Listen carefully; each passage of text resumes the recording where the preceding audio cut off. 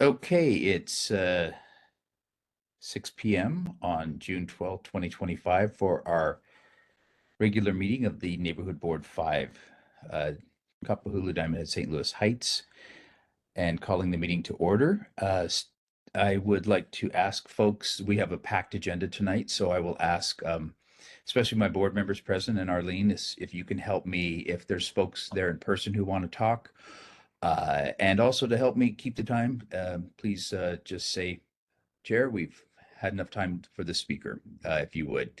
Um, with that said, I will ask our friends at the Honolulu Fire Department Waikiki Station for their update this month. Gentlemen?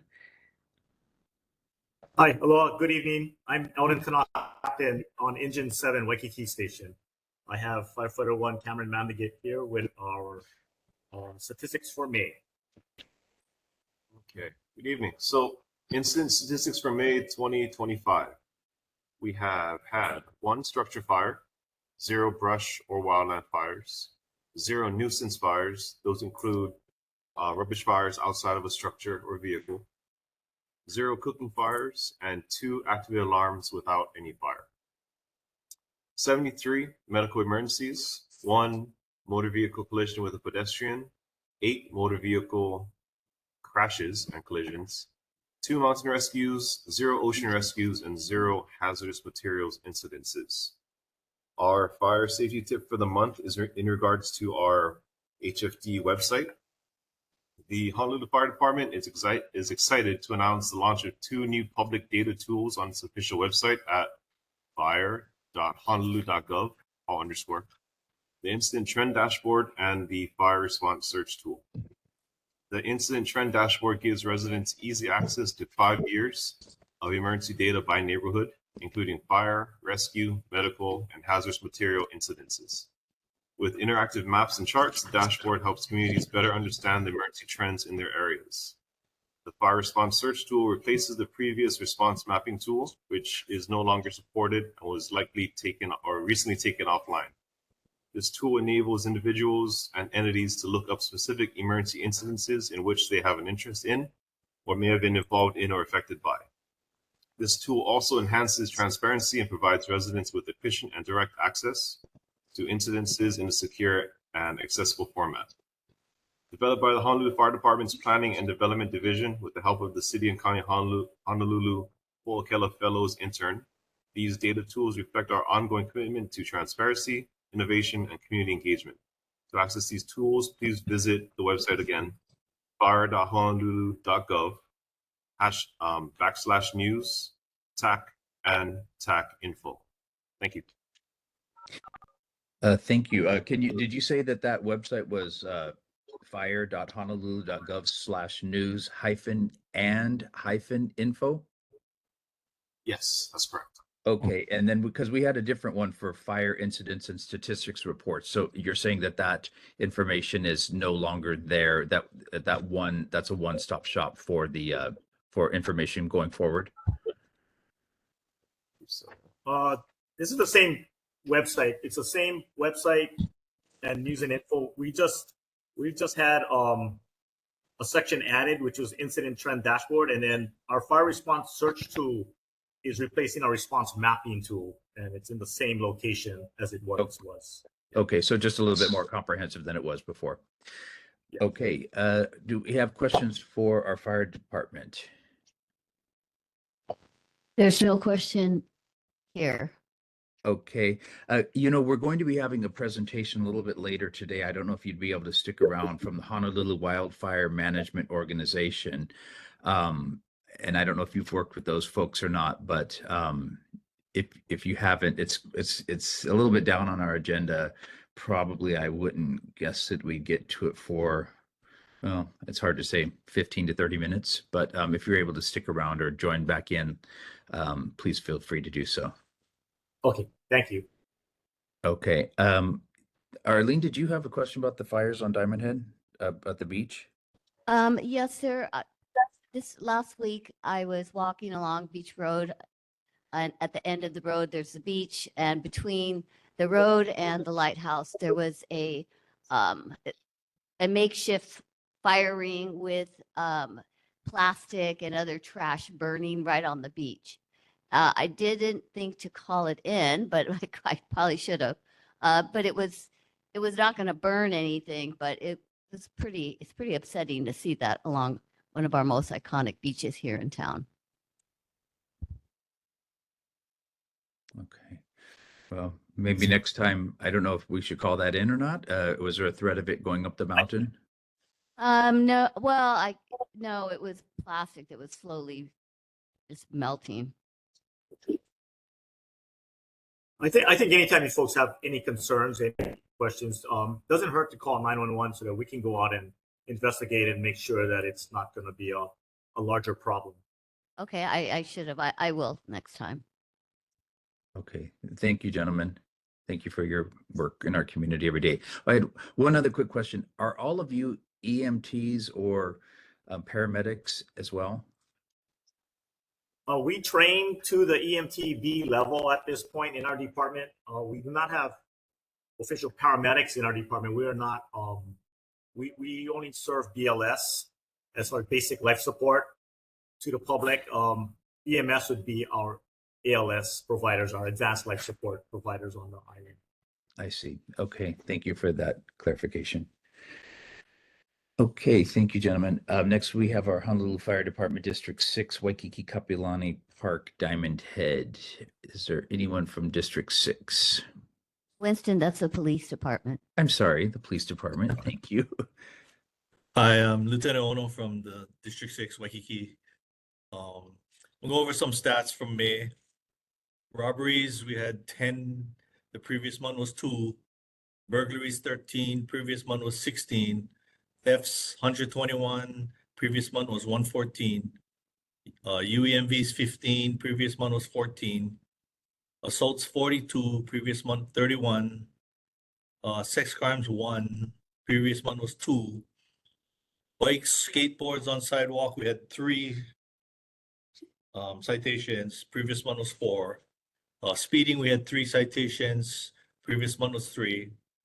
Parking, we had 2,058 parking citations, and previous month was 1,813. Loud mufflers, prohibited noise, we had 8 citations. Previous month was 1. Park closures, we had 93 citations, 19 arrests, and the previous month was 85 citations and 15 arrests.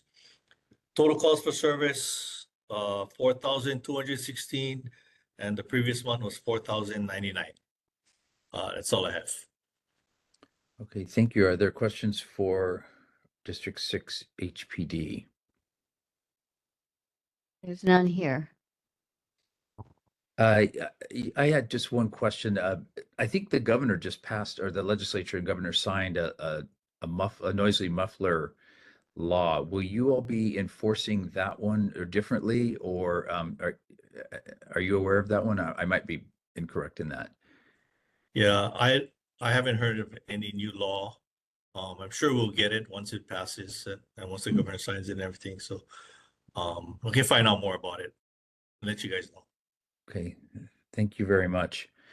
If there's no further questions, we can move on to District 7, Diamond Head, Kapahulu, St. Louis Heights, East Honolulu.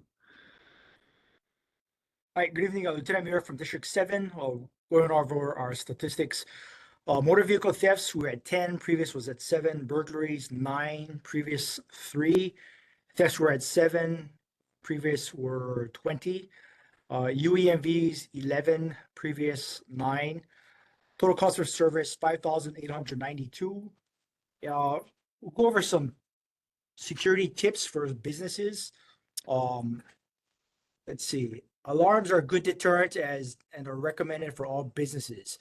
Change alarm codes whenever an employee leaves the company.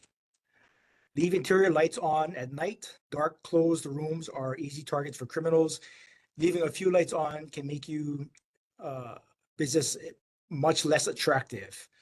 It is also a good idea to keep your window coverings open. If working after hours, try not to work alone. As you leave, maintain an awareness of your surroundings. Try to leave with other employees or ask security, if available, to walk with employees to their cars. And finally, if a thief confronts you or your employees, Don't argue or fight with the suspect. Note the suspect's description and give them the money. Whenever possible, get away to a safe place and call the police. And that's all I have. Oh, okay. Thank you. Do we have questions for Lieutenant Miura, District 7? None here.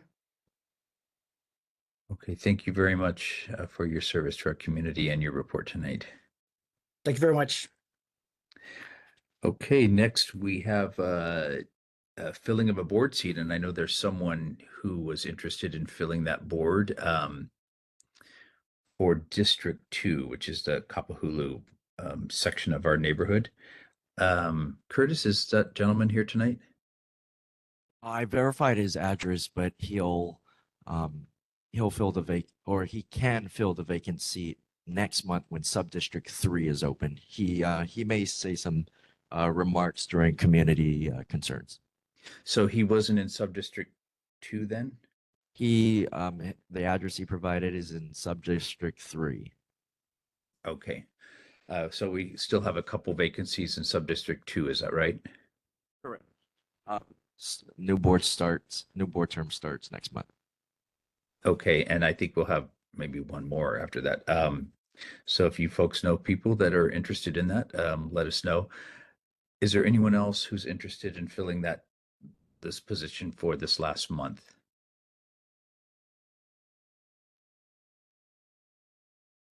Not seeing or hearing anything. We'll move on to public interest reports and events announcements. Kathleen, for the Board of Water Supply, I'm not sure that you are here today, or maybe you are. It's Stephen for Kathleen. So Oh, Stephen okay. Nordstrom from Board of Water Supply. And for the month of May, we had one main break in the Diamond Head Neighborhood Board District. It was on May 20th. It was a 6-inch main break at 3124 Montserrat Avenue. And our general announcement this month is each year, the Board of Water Supply mails customers an annual report on the quality and contents of our drinking water. So starting July 1st of this year, we're going to be providing a report twice. It's going to be in July and then again in December of each year. And that report is available on our website, boardofwatersupply.com. And if you have any questions about how to pull your report, you can always give us a call as well at 748-5041. That's our report. Thank you, I Stephen. have a question. Go ahead. Thank you. I was at the mayor's last town hall meeting in Hawaii Kai, and a woman brought up the issue of Red Hill and was saying that there was reports that people in the Navy's water supply were getting sickened with the water. And at the time, Ernie hadn't heard about it. And I was wondering if you have more information on that. Yeah, so Ernie was aware of it, but that's actually in the Kapilina area. So that's the old the Navy housing. So that water is actually served by the U.S. Navy. So I'm aware of that, but I'm still a concerned citizen about yeah, so people our living water here. supply, Board of Water Supply water is not connected with the Navy system, so it would not impact us at all.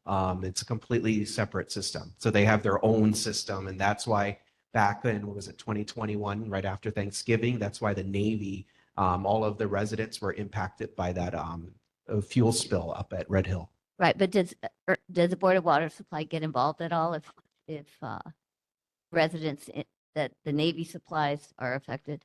Because it's not our water system, it's not our jurisdiction. All right, So thank we you. wouldn't, yeah. Daisy?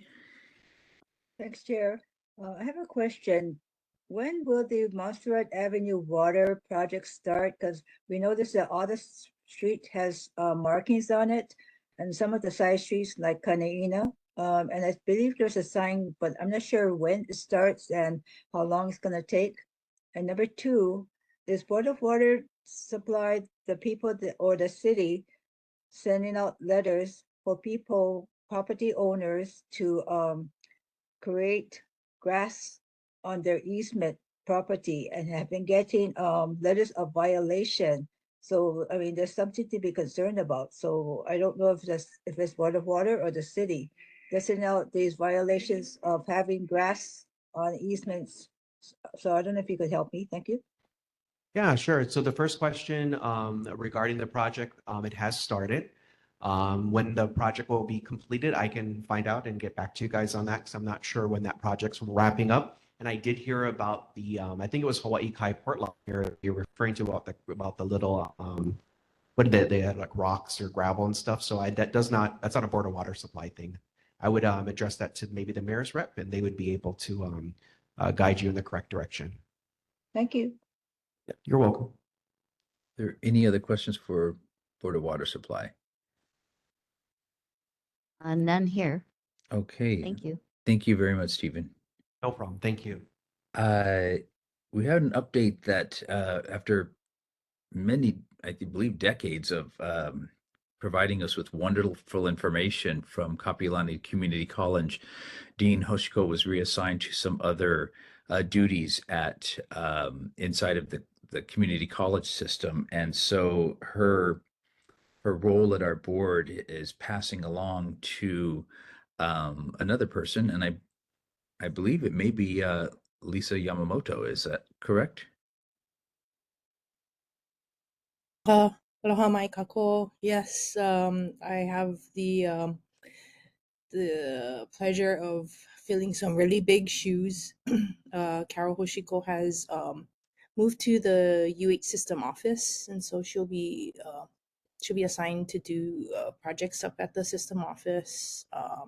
I will be representing Kapiolani Community College for the upcoming months, and so yeah, I'll be attending and listening in. And if you have any concerns that are related to our campus, I will gladly take that back to our leadership. Okay, and did you have any specific report for us tonight of anything you wanted to tell us?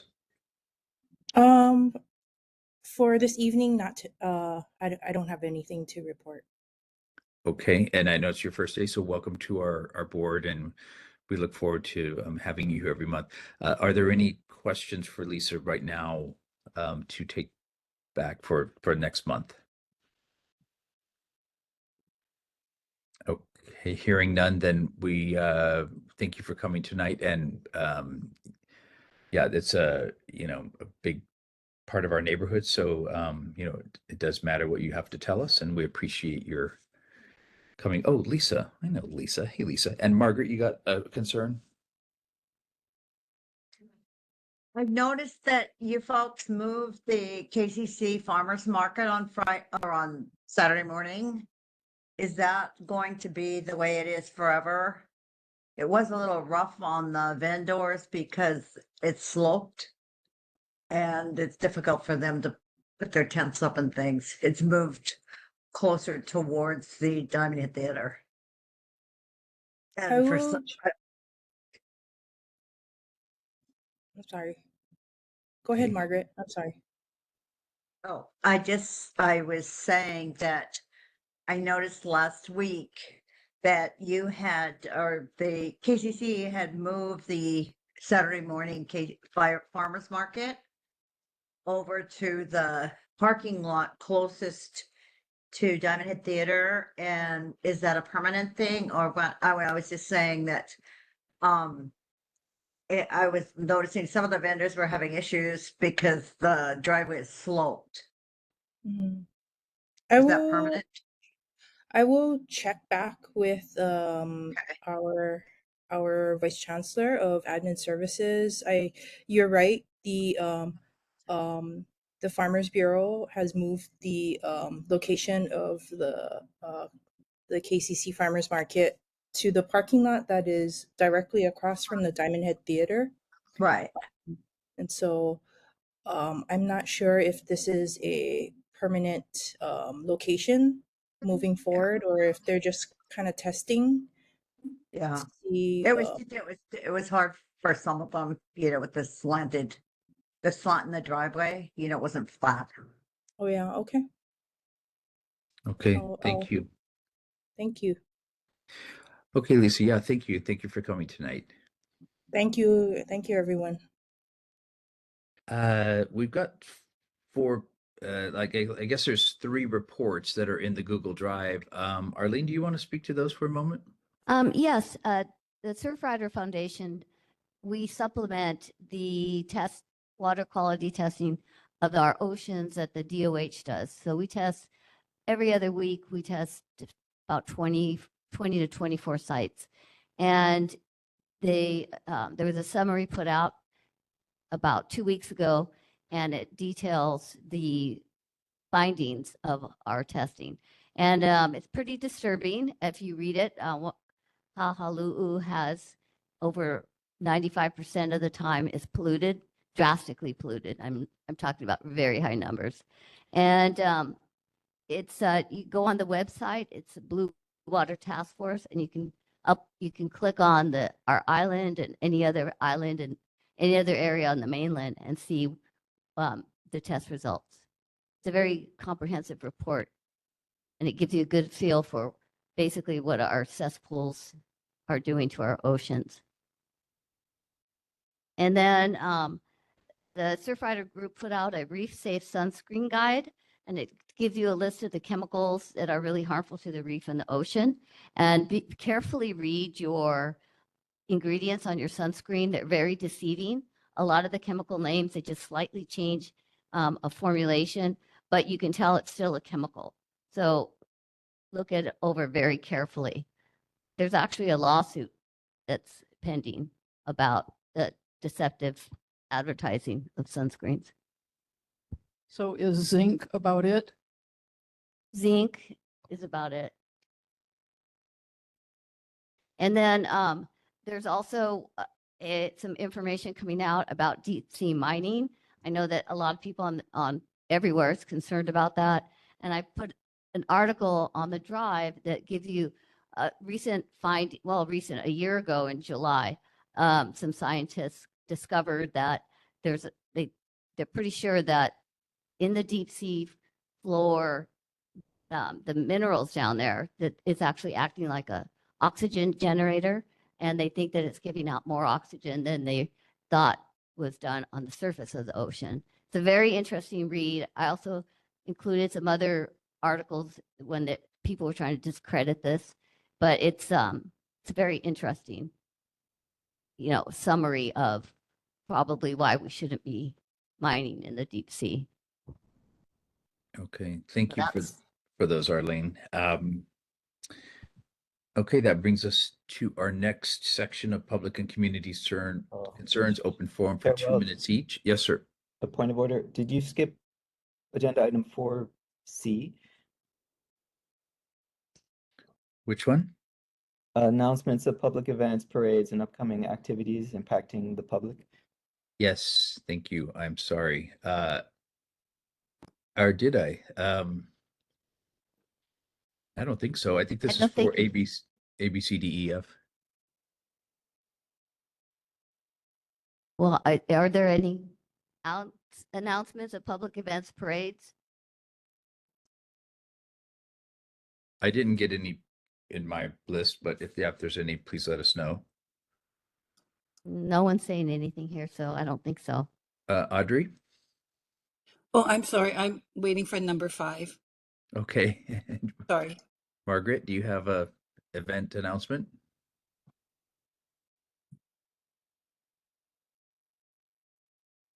I think Margaret's just waving hello. Hi, no, I wasn't. I was trying to say that there are parades and block parties this weekend. And, but I think it's both days too, Saturday and Sunday.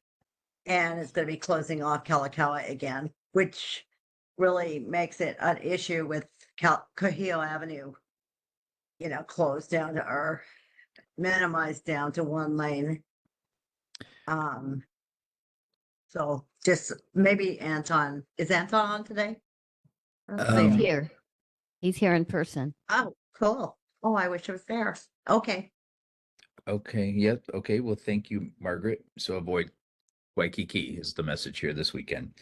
If you want to drive through easily. Okay. Thank you, Secretary Boydell, for that. Next, we have our public and community concerns open forum, 2 minutes per speaker. This is for items not listed elsewhere on the agenda. Are there any folks who want to raise any issues? In person? Chair, I have something. Is that in person? Yes, in person, it's Anthony. Okay, go ahead, Anthony. Hello. Hi, sorry for being late. I did want to call a meeting of the Parks Subcommittee. I don't know if this is the right time for that. Or to let us know you want to have a meeting of the Park Subcommittee? Yeah, sometime this month before the next meeting. Okay, perfect. And perhaps you could work with your co-chair, Margaret Murchie, on that, to come up with a good date and time. Even if you figure it out right now during the meeting, maybe you could chat with her and find out something that's good, and we could know that by the end of the meeting. Thank you. Chair? Yes, sir. Yes, ma'am. Thanks.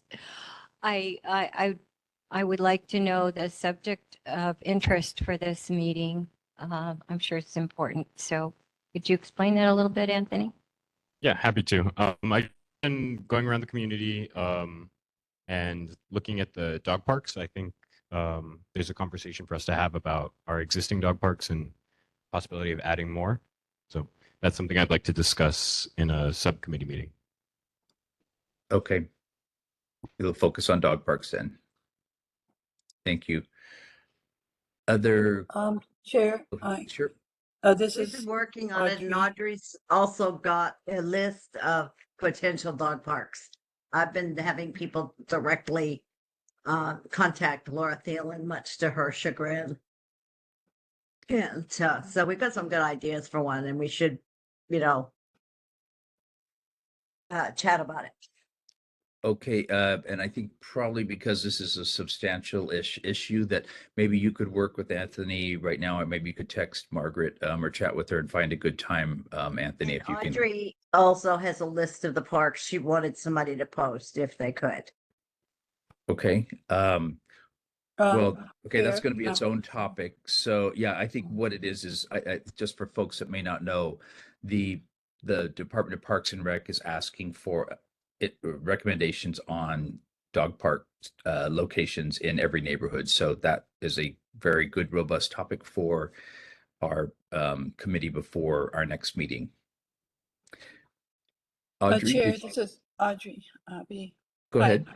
I know, I'm not sure if you can hear or see me. Yep, we can hear you. Yeah, so thank you, members and Chair. My name is Audrey Abbey. I'm on the Kaimaki Neighborhood Board, but I'm speaking as an individual.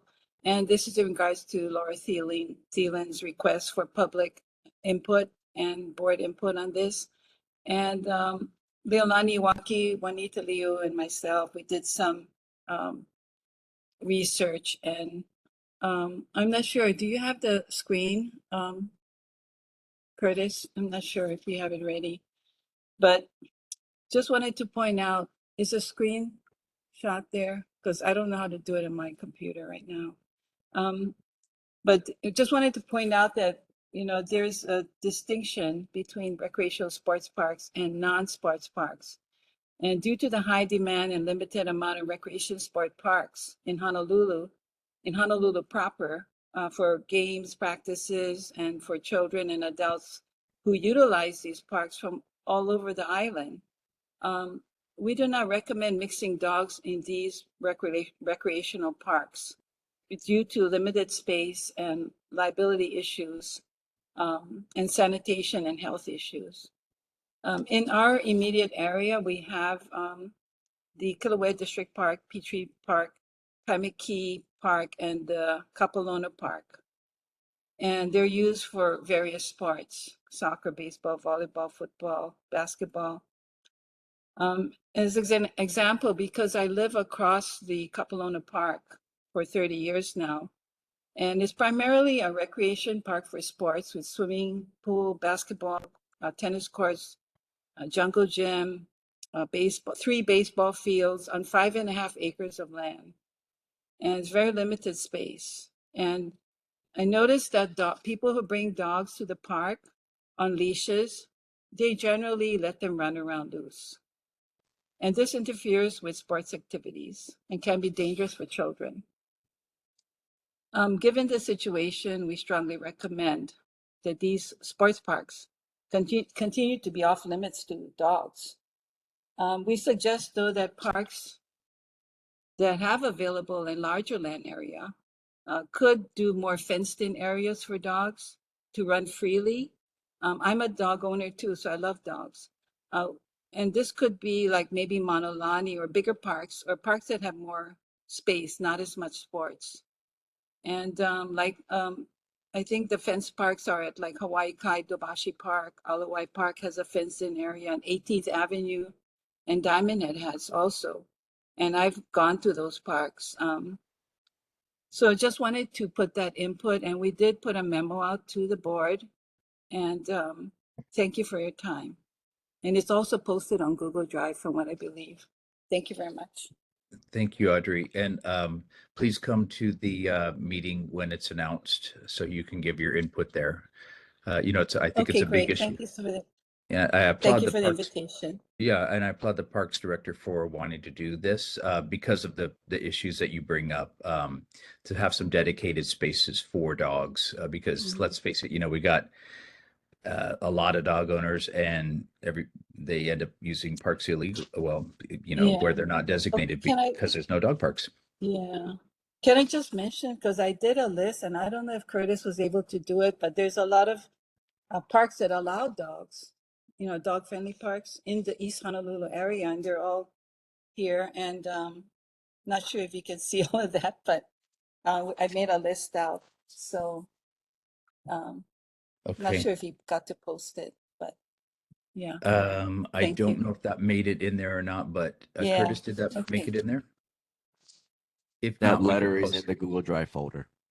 Okay, thank It's you. in the Google Drive. Okay. We spent a lot of time doing this, so um, there's a whole bunch of them on East Honolulu. And in Diamond Head, there's Leahi Beach, Makale Beach, Triangle Park. They all allow dogs.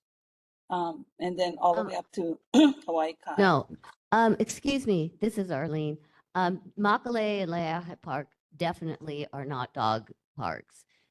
Okay, online it they said are not it is. allowed. So yeah, People well, bring their dogs there, but they're not supposed to. I okay, think because and it's this safe. is something maybe for our committee to Yeah, please yeah. contact Okay. the Parks Department and get Yeah. some clarification on that before we have our meeting, so that we can be as informed as possible. Because this Yes, is obviously, you know, I think there's a lot of maybe conflicting information out there. exactly. Thank you very much. Margaret? Thank you, Audrey. Is it possible for you to post the attachment? It was very thorough, Curtis. And it had a Again, and the they- attachment is on the Google Drive posted. It's on there already. Okay, I've sent the link at 6:28. I got it. Okay, got it. But it'd be nice to just see it. Are there other community concerns, public forum? Winston, can you hear me? Yes, go ahead, Laura. Okay, sorry, something's a little screwy with the WebEx, but I'm just going to talk it through. Two quick things. One, I went to the Waikiki Neighborhood Board and they basically rejected my resolution for a full EIS, environmental impact statement. They just do not want to become our lay of community neighborhoods. They really don't understand, I think. It's about information gathering and analysis for all of our larger neighborhood. That is beyond me why, but they may have concerns that we don't know about. Let's put it that way. And for those not knowing, an FEIS for, It's for the proposal, let's say a conveyance over the Alawai Canal. I'll put Okay. it generally speaking. Then at the mayor's town hall, and I know Arlene was there and Margaret, and I'm sure other people that I can't remember right now. I made my statement and I then wrote a letter to the mayor. And surprisingly, first time ever, now we're talking about 5, 6, 7 years, whatever it is, I actually got a response back from Mike Formby and trying point by point, pointing out things why he thought my things didn't hold some weight or something like that. Anyway, I'm going to write another response. What I'd like to do in the chat is put my email, but I'll just say it now because I don't know what's happening to WebEx. It's LRUBY@hawaii.edu, but I will try to get reoriented and get into the chat because I'll send you my letter and the mayor's response, but I'm also going to make a response myself back to them now that they've actually answered me after a half dozen years. So what basically, and I hope that Margaret and Arlene and anybody else would say one or two words about that town hall meeting, what we brought up. And it was basically, I brought up about the supposed bridge proposal. The mayor does not want any closures of traffic lane on the Alawai Boulevard or minimize parking. That means that there is no viable reason why they can have a monster bridge going over, because all of the extended ADA off ramps have to go way out, cantilever way out into all of both the Mauka and the Mackay sides of the canal. And that's just a simple thing of it. There's a lot more that went into it. And I won't take up time here unless somebody wants to ask a pointed question, and I'll answer it specifically what I had time for. But maybe I can ask if Margaret or Arlene or somebody can say a few other words about the town hall meeting. I'm glad he has it. It's commendable that he goes to all these places and lets people speak. But they're also shutting down some of what I would like to consider a bottom-up responses. This is a good neighborhood board is a bottom-up to go to the top level, but everything about the so-called bridge over the Alawai Canal has been top-down, and so we really haven't had our true participation as a larger community group. So with that, I'll let other people speak if they want to come up, add on to mine. Thank you, Laura. I see Margaret, you have your hand up. Yeah. After Laura gave her little spiel at the town hall, it really was kind of infuriating that, because, they were obviously not paying attention. But so anyway, I got up and I talked about the bridge and how important Alawai Boulevard is to all of us. And the mayor came up and in front of Mike Formby and Roger Morton and said that as long as he was the mayor, nothing was going to go on the Alawai. And he had actually in another town hall previous said it was a dumb idea. He knows how important the street is to all of us. I mean, just think this weekend when everything's closed down, how is anybody going to get anywhere? So he said, no, they're not going to touch the parking. They're not going to touch the trees. They're not going to, it's going to be the status quo the way it is, as long as he's in charge. So it would be hard with any of the designs they presented last year or earlier this year. None of them would work, apparently, because streets. they need that landing. And you're right. And the Roger Morton said they now want to go to something called a design build and let 3 contractors, I don't know, do some kind of bid on it. But who are the contractors? Do they live in our community? Do they know our concerns? Do they have any way of addressing what the criteria must be if it's actually going to go through? There's all those questions that are there. And Roger Morton, with his canned speech, kind of just glossed over everything. So I'm going to try to ask for something specific for the criteria. So if you folks would like to add criteria in, I'd really welcome that also. Okay, thank you very much for that. Are there other folks who have a community concern? Laura does. Laura Pixie? Okay, go ahead. St. Dennis, hi. I have a friend in Palolo who is interested in community gardens, and there are a couple of vacant lots where there were houses and the houses fell down and nobody's done anything with the land. So where would they get started asking questions about how to put a community garden in the area? Maybe that's a question for the mayor's rep. Okay, thank you. Okay, and any other questions? Oh, and Margaret says there was just an article about that in the Kokua line in the Advertiser, so you may want to check that. And I see another hand there. Is it Rafia? Yeah, I have a quick query about Palelo stream in Wailea Avenue.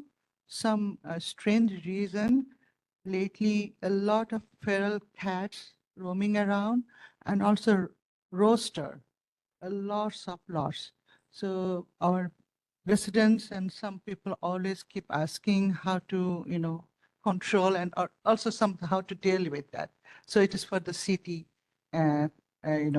notice, I want to city notice, please, inspected that area, please. Thank you. Okay, thank you, Rafia.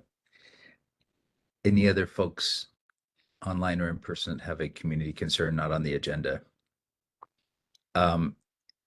Yeah, let's make sure, I think you said Director Crucky's there. I have one that also, that little crosswalk, if we don't remember it later, that crosswalk I've been asking about for a few months in front of the Malasada shop is in front of Leonard's, is still not painted.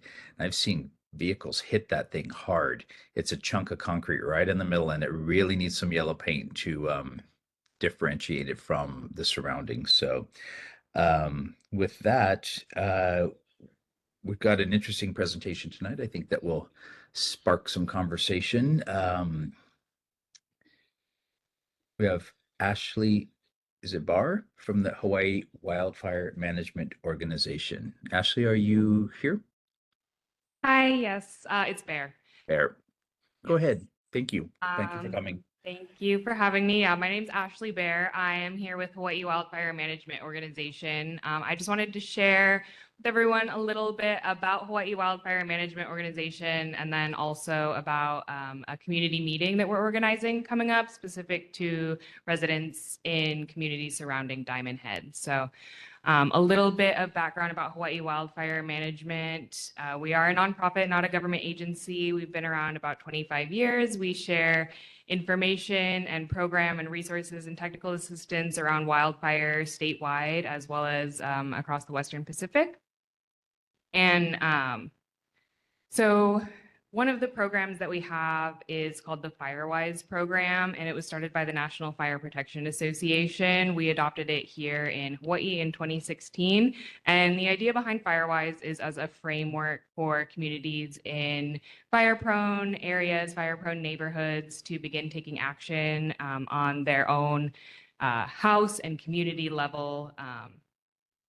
And so we have a community workshop meeting coming up on June 25th from 6:30 to 7:30 p.m. at Kaimuki Middle School that will share some tips for people to begin hardening their homes and taking action in their home ignition zones, as well as information about how to start FireWise in their own community if you are interested in that. And I've got some flyers here for people that are in person, and I believe I shared with the board as well, so it should be online. Okay, Thank you. thank you. Do we have questions for our presenter this evening, for Ms. Bear? Anyone in person there, Arlene? No one here in person. Where's your funding from, Ashley? We don't have any one specific funding source. We're a nonprofit, so we're constantly playing the chasing grants game. And I do have. I was gonna say, do you have do you work with the fire department in, assessing the risk of, say, Diamond Head and its combustibility to our neighborhood? I know your emphasis is more like on, you just were talking about, it sounds like more individual houses and what we can do to reduce our risk, but do you work with the fire department or the state on reducing that risk? Or perhaps, and maybe this is a question for Director Crucky as well, and Ryan Aguilar, is about evacuation maps, because I remember someone saying something like there's only basically, like, Manoa's got one road in and one road out, and some of our other mountain communities like St. Louis Heights, it's if they had to evacuate, I'm not sure people would know where to go or how to get out. Are you involved with that at all? Yeah, we do work with the fire department and DLNR pretty closely, both specific to the FireWise program as well as just generally as an organization. And with that work, we do work with communities, as I was discussing with the FireWise program, but we do also work on like the landscape level in coordination with DLNR and other large landowners and land managers. As far as evacuation, yeah, that's a really big issue statewide. It's around 2/3 of the communities in this state only have one way in and one way out. And that's unfortunately a really kind of intractable issue that is just up to geography more than Yeah.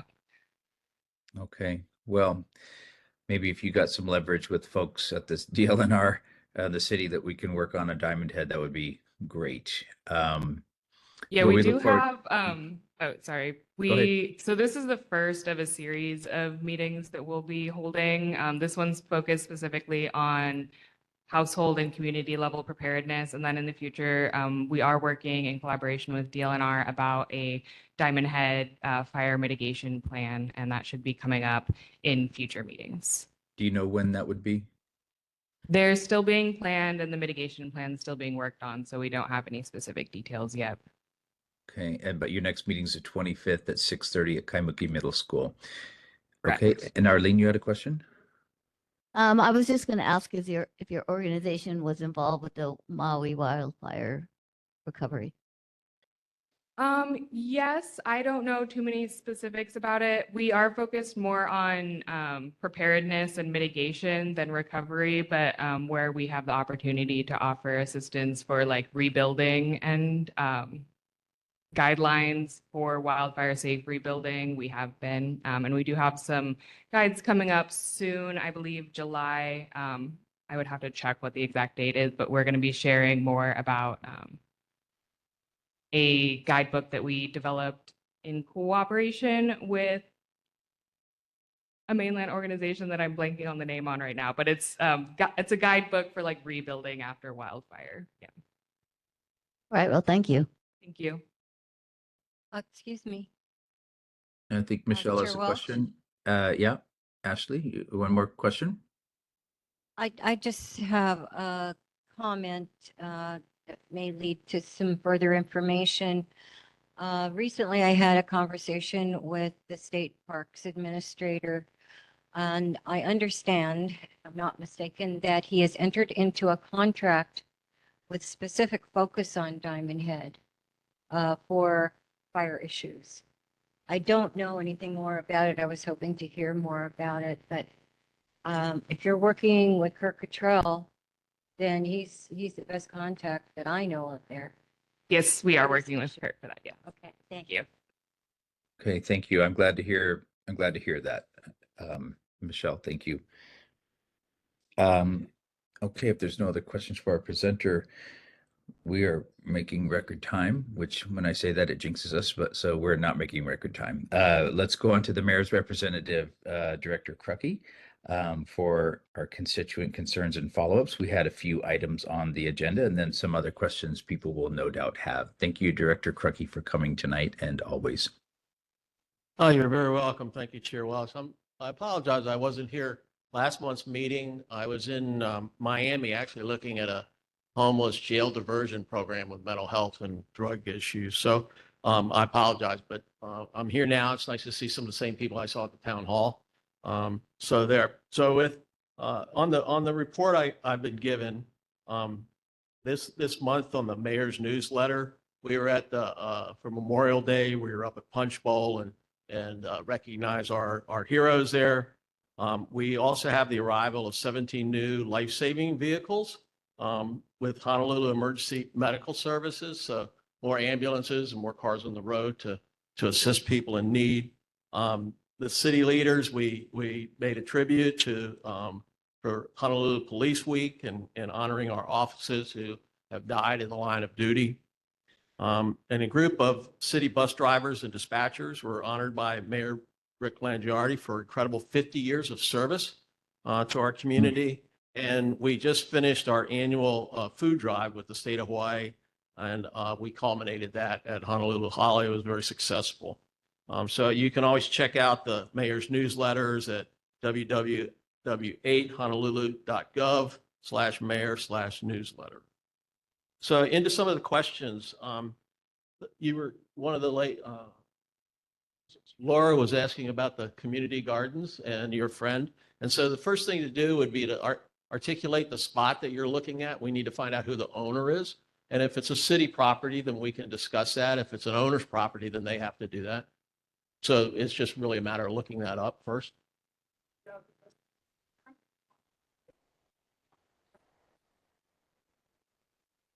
Yeah, but the TMK would list who the owner is. So, But that's the first step in that.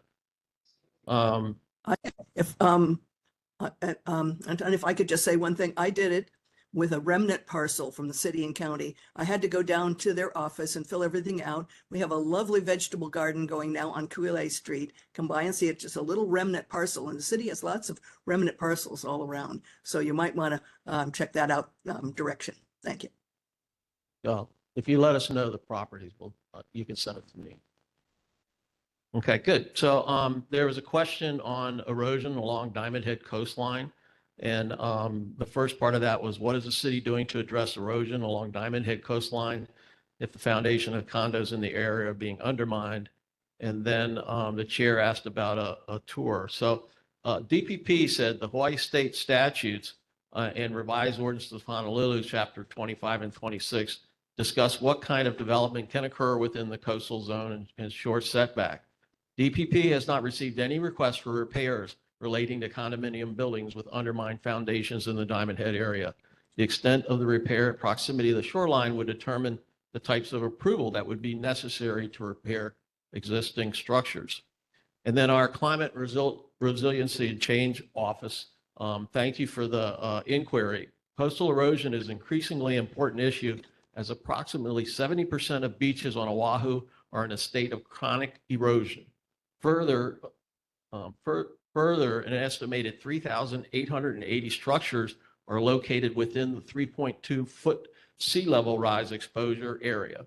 Adapting to the impacts from sea level rise and coastal erosion require long-term regional and collaborative solutions. As you know, the shoreline is a complex intersections of jurisdictions with state ownership and jurisdiction Makaya, the highest wash of waves. City jurisdiction ownership, Malka of the highest wash of waves.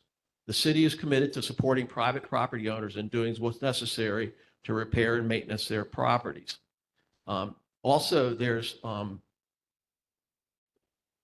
also a city group in our resiliency does not perform coastal property inspections.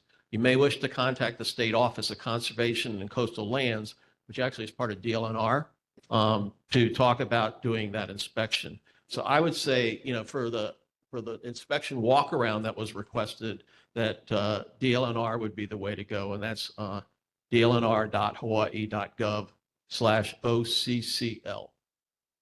Okay. One of the questions I had, actually, this is Arlene. Bryce Moore contacted me and said that he was going to take a look at, because it was one specific condo that it's really bad along the Gold Coast. And he said he was going to take a look at it. Yeah. Because the responsibility, if that building were to collapse, like say that building did in Florida, who would be responsible? Well, I think, I don't know. I don't either. Yeah, Homeowners, estate. Well, given the statistics I just gave you, it's going to be something that's very prevalent in many areas, right? It's part of the whole sea level rise issue. Sorry, could we wait for Q&A for all questions? Just so. Thank you. So the next one was about roadway repaving request, and that was again the roadway from Freeway Exit 25A King Street along 2700 Waialae Avenue and 2885 South King Street be repaved. I vote for that. I drive that all the time. DTS says that part of that is Department of Transportation of the state, but I don't think so. So we looked into it some more, and I'm going to have DFM come and give me a report on that for next month and see what plans they have in place. So I have to go to another place. It's not really a DTS repaving issue. It's a Department of Facility Maintenance, and so I'll get the answer on that one for the next one. This is one request for no left turn on Kapahulu Avenue. And there was a photo about people making a left-hand turn across the yellow lines into the diagnostic lab. And so Department of Transportation has completed its investigation into the board's request to install centerline delineators fronting the 1029 Kapahulu Avenue intended to prevent vehicles from making left turns into the Kapahulu Medical Building parking lot. According to the Hawaii revised statutes, it is legal for a vehicle to cross a double solid yellow line when making a left-hand turn into or out of a driveway, alley, or private road. The presence of a the delineators and the yellow line is intended to prohibit passing, not to restrict lawful turning movements. As such, vehicles making left-hand turns into the medical building lot are not in violation of traffic laws. The review of the area's traffic collision within the past 3 years did not show any traffic incidences or indicate any conditions, trends, or unusual circumstances which would necessitate the installation of additional traffic control.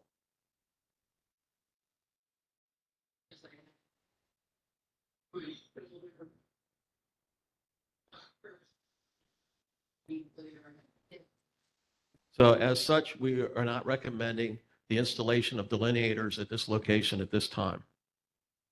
Cost of traffic calming and safety infrastructure. How much does it raise crosswalk costs compared to delineators, quick build, solar powered rectangular rapid flashing beacons, and other traffic calming measures? And how much did the traffic island on Kapahulu cost? And can DTS paint the traffic islands yellow? That's different, I think, Chair, than the crosswalk you were talking about. But is that the same thing, the traffic islands? That traffic island, that's the yellow one that needs to be painted in front of Leonard's. But I believe the other questions were from Bruce, who's wasn't able to be with us tonight, and he's wondering how much does it cost to have where it says a hump in the road or a speed table like in front of the high school on Kapiolani, down in I guess is that in the Pi'ikoi, Pensacola area. So a quick build crosswalk improvements cost roughly 25 to 50,000 per location. The following are rough costs for various traffic safety treatments based on recent projects and construction bids. Raised crosswalk, 25 to 50, delineator pedestrian refuge island, 30 to 35K, and delineator curb extensions, 25 to 30K, and quick builds, rectangular red rapid flashing beacons, 40K plus. The concrete pedestrian refuge on Kapahulu Avenue at Charles Street was constructed as part of a larger curb ramp improvement project by the Department of Design and Construction. Direct construction costs were nearly 50K. And so we do not paint concrete traffic islands yellow, but we can add more reflective features if there are concerns about visibility. And yes, the city received a federal grant to install quick build improvement, including solar power RRFBs at controlled crosswalks along high injury corridors, including Kapahulu Avenue. These improvements have not yet been fully designed, but are currently planned at 6 busy crosswalk locations. We'll provide more information to the board as the project progresses. The next question was about bus routes and servicing the Diamond Head, Kapahulu, St. Louis neighborhood. Matson required bus routes servicing the area, when they're going to change the luggage policy, what planned fare increases are there for the bus and Skyline, and when will digital Holu cards be available for use on the bus and Skyline. So if you want the bus mount and the wraps, please visit www.thebus.org and select System Map to view the bus routes servicing the communities throughout Oahu. And Bill 45, introduced by the City Council on May 20th, 2025, includes DTS proposed amendments to relate to baggage. The proposed amendments include passengers will be able to allow 2 small carry-on bags of items that can be reasonably carried on their laps when seated or safely stowed under the front of their seats or in both at no charge. The maximum dimension of any bags or items must not exceed 62 inches. That's combined lineal length, width, and height. Passengers will be limited to items that can be boarded on a single trip into a transit vehicle without assistance from another person. And all luggage bags or items must not block aisles or occupy additional seats or interfere with the safety and comfort of other passengers. The DTS will be working to facilitate the City Council's review and approval of the proposed amendments and enactment of Bill 45 in time for the opening of the second Skyline stations in October of 2025. Proposed amendments to the transit fare structure are presently under review by the city administration. DTS is still in the process of amending a contract to allow open payments so that riders are able to pay with their credit cards and phones. The proposed target for implementation is March 2026, but may be subject to change. The next one was for HPD and DTS about Diamond Head Road traffic safety concerns. And it was raised about traffic safety and cited the history of accidents and DUI drivers on Diamond Head. And there was a request to Director Morton to provide an update to the neighborhood board on what the city is doing to address speeding and traffic safety concerns. And then does DTS have any plans to build traffic calming infrastructure on Diamond Head Road? HPD, District 7, day and night patrols conducted speed limit enforcements on Diamond Head Road using radar guns. During their enforcement efforts, no violations were observed. Officers will continue to patrol the area, increase their presence to deter motorists from speeding and to promote traffic safety. DTS is proposing to install an all-way stop at the intersection of Diamond Head Road and Macaulay Place. The layout is currently being finalized and will be submitted to the Department of Facility Maintenance for installation. And DTS is also considering the installation of a raised speed tables at the intersection of Diamond Head Road and Coconut Avenue, Hibiscus Place. This installation will be carried out by the Hawaii Department of Transportation. However, since the city is currently prioritizing school zone locations for speed humps and raised crosswalks, this site will be addressed after school-related incidents are complete. Let's see, I'm also looking at the agenda, the items, and since it was brought up, I thought I'd talk about Diamond Head and the fire issues up there. So currently, I just got off the phone with Chief Howe recently, about an hour and a half ago, and they're working across the entire island on fire issues, and there are some that actually worry him a lot more than Diamond Head. But that being the case, I am the champion for Diamond Head and have brought that to the city and have got the city to commit to our plans up there. Although there are homeless on the mountain, it's not a homeless program, it's a fire safety program. And our plan is to take that mountain to 0 people. And we're going to be doing that. We're below double digits on both above the mountain and below. It's coordination with the state. But our plan is to not only go to 0, but to keep it 0. It'd be very similar to what we did at Waimanalo Beach Park, if you saw, where that encampment had been there for 25 years. And we were able to disperse it. And then we planted native Hawaiian plants and fenced it off. If you drive by over there, I think you'll see it's really beautiful, giving that back to the community. So that's a work in progress. It's not easy, as you know, and I know that those issues have been up there for some time, but we're addressing it under that guise. And our goal is to 0. Until it gets to 0, it's not done. Okay. The last one on my list is kind of an interesting one because it really asks about Nate.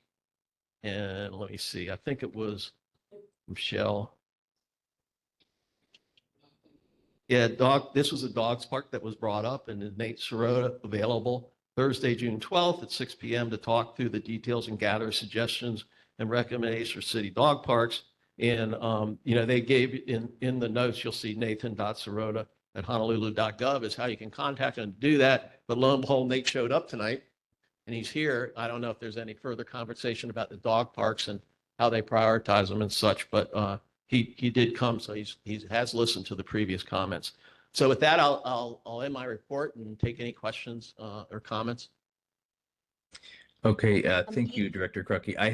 There was a couple things on the agenda under the neighborhood, under the mayor's rep that I didn't see, maybe that you might have not seen, which was, I don't know if the Kaimana Shower beach repair was actually finished, but also something about the NCO, Neighborhood Board, Commission Office and election regularities. I don't have any information on that. I know that was brought up at the town hall and the mayor noted it. And I think the answer that was given at the town hall was that it's in the middle of an investigation. So they have to finish that before they can do anything. When you go into an investigation, you have to close all the doors around you and do that. So that's that piece. There are also questions about the community members. The city going to be part of raids and illegal detention? ICE is part of government people. It's not part of city officials. But that being said, we found that the city of Honolulu was on a list as a sanctuary city, and we protested that, and we sent the letters back to Washington to have us taken off that list because Honolulu is not a sanctuary city. So that's the only thing that I know about in relation to those questions. But we don't have any actions going on in that world. I think there was an article in the newspaper about 4 or 5 months ago about people that are illegal legally here and the different populations, but it's the state that works on those situations. Okay, thank you, Director Crookie. We have, and maybe, I don't know if it's kosher if we have Nate come up after some questions that are not germane to the dog park or not, but maybe he could give a little brief preview of maybe what we might talk about in our committee meeting. But Margaret, you have a question for the director? Yeah. I just wondered, we brought this up months ago and you agreed the confusing street changes on Montserrat and the left turn into Leahi now only left turns and it's really screwed up the traffic going Mackay on Montserrat. People are really complaining and it's really dangerous for the school there too. And I know Roger knows it, but I don't know what the progress is on it. And also another old thing on the agenda was that illegal wall that's next to Unity Church. Remember, we searched for the address and it was actually on Diamond Head Circle, I think, but it's supposedly a historic property owned by the restaurateur that had hee-heens. Remember that? Do you remember that? Yeah. It's still there and still looking bad. It's still, encroaching into the sidewalk area. And Yeah, that was years ago. I think I actually reported on that. I don't remember what You it was, did. but You yeah, did. yeah. And it's the same thing. But the worst thing is the street change. Yeah. The left turn onto Leahi that nobody, left turn only.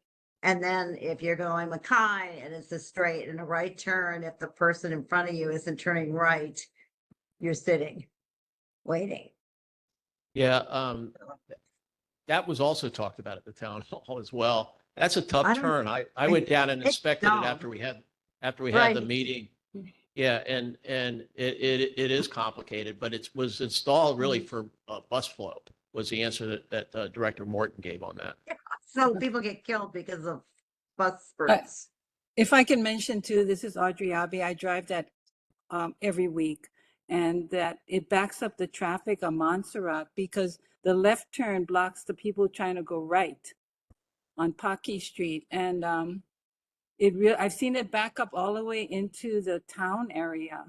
Sometimes on the weekends, and depending what hour, and it's very dangerous. I don't see why they did that, but just wanted to share my input. Thank you. Yeah, And, I went and looked at it when it was in the evening too, after the board meeting, and it's dark. You can't quite tell. I agreed. I did report that to Roger. Okay, well, let's maybe hope for a resolution on that one, but yeah, thank you. Daisy, you have a comment for the director? Yes, thanks, Chair. Hi, Director. First of all, thank you for changing the bus signs on the buses to white. And the new buses is a little lighter. It's like a lavender lilac color, which really improves visibility. Thank you for that. The other question is some new buses where they have the signboards, it's difficult to see because from where I was sitting yesterday, I could just see half of the signboard. It's a good thing I knew where the stops were, but if that could be made so that people sitting in all seats can see the signboard, because it was a little bit too far back for some people, and it would help if it was closer to the drivers. So that might be a little tweak. And also, we also had a bus situation where I thought we had to change buses again because he was having trouble trying to get the bus in gear. And I think some of the garbage trucks are also having some problem because last week they did the best, but then they're having trouble shifting in gear. So maybe it's time to change to the newer buses and newer garbage trucks. And then this was a question for DTS Director Morton regarding if we could have education for the bicycle community or DTS regarding all those new painted bus signs, like the bus, I'm sorry, not the bus, the bicycle green boxes in the middle of the street, like on South King, Alakale, and I believe it's Richard and South King, because not everybody is savvy with knowing what to do in those green bicycle boxes. So more education to the community would help. Thank you. So this board has a lot of transportation-oriented questions and input, and I think we were pretty successful when the Transportation Committee met at the headquarters of the Department of Transportation, right, with Roger Morton. And why that's really helpful is he can bring 4 or 5 of his staff to that meeting, and they'll go through potential solutions, what they're looking at and doing. So, I would also urge you and your committee to maybe every 3 months, once a quarter, take all these things that are on your mind and go meet there. I'll come along and join. I think it's a very productive way to get some of these things done. I think they agreed to other signage. They agreed to other pieces that you wanted in that meeting. And so I would also deplore you to activate that with your transportation. May I make a point Yeah. on that, please? Yep. Director Crookie. Yes. I'd like to make a point just on that one item, that everybody who went to that meeting thought it was extremely productive. But it seems like any results have been delayed and were delayed for about a year, and now they're going to be delayed more because these necessary life and death results need to happen now, but they're being put after the school traffic safety, and this is just one location. So we have to wait another 3 years, and these crashes are happening every week at night, and HPD says they don't have any information. Of course they do. Chair, if I may, this does sound very important. I'm not very knowledgeable on the subject matter, but maybe it is best for a committee meeting because it sounds like it's something we need to get the bottom on. Yeah, Yes, absolutely. I agree. And and Director Crookie, I love your suggestion that we have regular meetings. I see Director Morton has joined us from DTS, that we regularly meet so that we can keep up community engagement with DTS on issues of ongoing concern. I think that's a really good idea. And maybe we should just make that a standing engagement with DTS, since we do have a fair share of DTS issues. So thank you for that suggestion. Are there other questions, comments for the director in person? Yes, there's 2 at least that I know of. Go ahead. Will you pick on them? Yes, Rafia?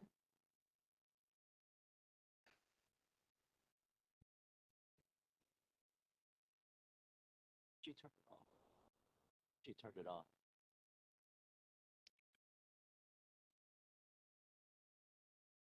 No, so we've been working over time with the company to slowly remove some of those because they don't work.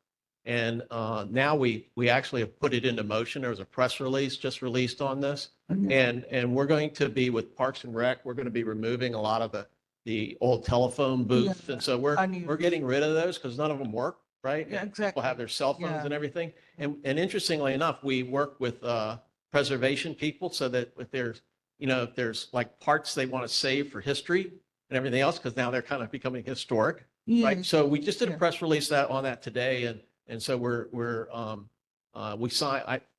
the mayor signed into a resolution that was passed or a bill that Yeah. was passed at Yeah, council. recently I found this a broken structure. Someone passing by want to break it out, and he want to do something with that. It's Yeah, we're very gonna remove all of them. concern. Yeah. Yep. Thank you, Director Curtin. Yeah, you're welcome.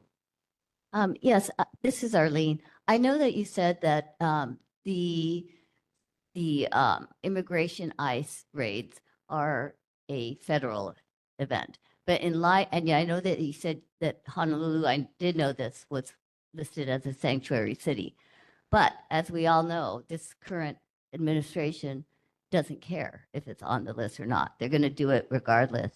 So my point is we have a protest coming up that's been advertised heavily on Oahu. It's called the No Kings Protest. It's downtown. And I'd like some assurance that the mayor has been talking to the governor and talking to the police chief that we make sure that it's kept peaceful. And I'm more concerned about outside people protesting for the administration, creating more troubles than the actual protesters. peaceful protests are kind of a responsibility of everyone involved. You know, the state Right. can only do so much. You have state, you have officers, you have people that are, you know, getting overly involved. And, you know, I think that the city will try to do everything it can for it to be peaceful. We're only one player in that. But I think, you know, it's also good to remember that that it's really a peaceful protest is a responsibility of everyone involved. Right, that's correct. But, you know, there seems to be evidence that this current administration really does want to create chaos in a lot of these You know, protests. I can't comment on that. Okay, well, I'm just concerned. Thank you, Arlene and Director Crucky. Are there other folks who have a Uh, question or comment for Chair? the director? Is Chair. that Michelle? Yes, Go ahead. thank you. I have 3 questions and I'd like to, I'd like to begin with the first one, and the second one would just be brief responses. The third would take a little more detail. But regarding the comment, I believe it was Rafia who made about the rooster infestations, chicken infestations, but the roosters are the problem. And I looked into this because our neighborhood has become overrun with chickens and roosters coming up a certain driveway from Kapahulu Park and going through everyone's yards, digging up their yards. This is a residential neighborhood. And I understand that the city has a contract. The contractor is Sandwich Isles Pest Solutions. And it is sporadic. And the situation is getting much, much worse. So I'm pleading and hoping that, Anton, you might be able to see how this can be accelerated because people can't sleep past 4:30 in the morning. And that's even on Sunday. So you know the story. Yeah. I know the contract. I know the story. Okay, But there are but other people that argue for us not to increase the contract. So we kind of we're working on both sides of that. But I hear you. I hear them. well, what's more important, protecting your property and your health, or just letting these flocks multiply? This shopping center was full of them today on the Montserrat Shopping Center, little tiny shopping center full of flocks. So it's a lot worse than many people think. Yeah. Second thing, you mentioned a federal grant for an undesigned project. I'm just wondering if Chair grant Welch, point funds- of order. I'm wondering if grant Speakers, funds 2 have minutes been of received. testimony have expired. Point of order, Mr. Chair, I have questions responding to 3 separate items here. And then Director is free to respond. Chair Welch, point of order. Go ahead, Michelle, if you can just keep it Thank as you, brief as Chair. possible. Just really quickly, the federal grant funds for an undesigned project, have they been received or is there a question of them being received at all? Grant funds for which projects? You made a report about, I can't remember what it was. It was an undesigned, yet to be designed project on your report. So I'm not exactly sure Okay. the question, but that said, you know, the grants that the council has just finished their budget review, and so they have their pieces in it. I get a lot of grants from the federal government and from the state government. Is that what you're talking about? Well, those are clearly under fire right now. Yeah. I have the funding for the federal fiscal year 25 is already in place, and in fact, and that goes till end of September, really till January. So my current funding flow is pretty good. And in fact, I got extra funding for Section 8 vouchers. And so what we're going to do is, I announced this at the town hall meeting, is we're going to announce opening up the wait list again, which that requires is us to contact all the people left on the waiting list.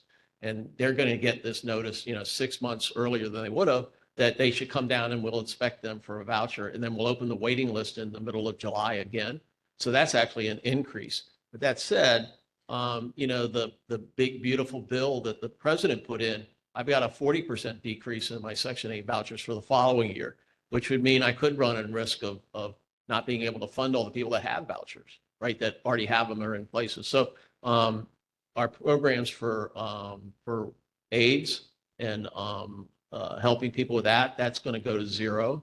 The state will get some, maybe they'll give me back some. And some of the federal homeless programs will be reduced.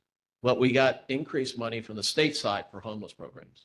Okay, well, I'll check back on the specific project you mentioned, and then I can Okay, follow up with you on that, because we are all worried about even receiving yeah.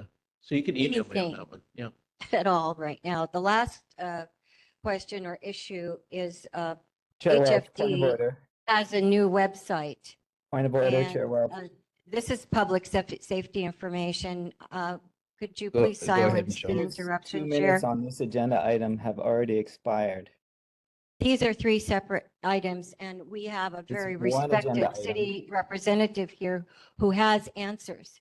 Go ahead, And Michelle. so, thank you. The main issue here is a new website, HFD's website, where you're supposed to be able to get detailed information on, it's a fire map. And so you go to your location, there's a dot, and you click on the dot, and it's supposed to bring up detailed information on that location, such as Diamond Head. And we'd like to know when the fire department can make a presentation on this database, because it's deficient, and maybe we don't know how to work it properly, but they need to come to our meeting to give a presentation on this. And Chair Welch, I think if you can contact the fire department, but I'm hoping that Anton can also help impress upon them. Yeah, I think he talked about that in his talk this morning, where on the website you can go and where you got to click to get to the next level. Okay, well, we'll talk about it next meeting then. Thank you. I could try it too and see how my experience. It's deficient, and I think I may have emailed you some information on Saw it. it. Thank you. Thank you, Michelle. And Daisy, did you have a comment or question? Yes, sir. Sorry, I have one last comment. Regarding violations on the easement for people in Hawaii Kai receiving letters from the city, Board of Water said it was not them about that. They have to plant grass. What is the reason for that, rationale for that?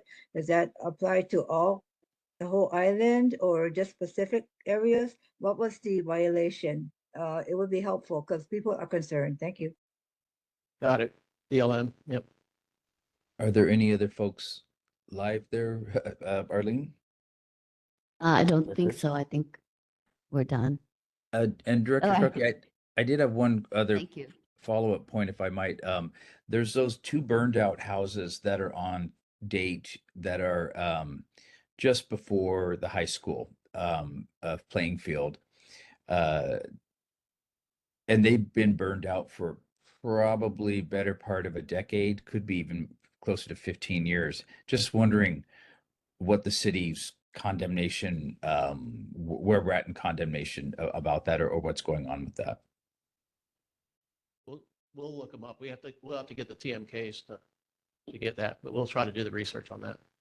Okay, and maybe, and just as I know you said Nate's there, but maybe Nate could come to maybe it's more appropriate for him to come to our Parks Committee meeting, and maybe he could help work with Anthony and Margaret to disseminate information about exactly what we're talking about, looking for, so people can have some information in advance as well to read. Hi, Nate. Yeah, good evening, everyone. Nate Sirota with the Honolulu Department of Parks and Recreation. I'll give Anthony, I'll give you my contact information as well too. You folks do not need to email my director. You can email me directly if you have dog park questions about this. So the letter was from her, but I drafted it and I'm the one overseeing this effort. So any questions, suggestions, more than happy to come to the committee meeting. I'll give you my email as well. And can you tell us that, Nate, for the folks who aren't, who are online, that I can put it in the chat?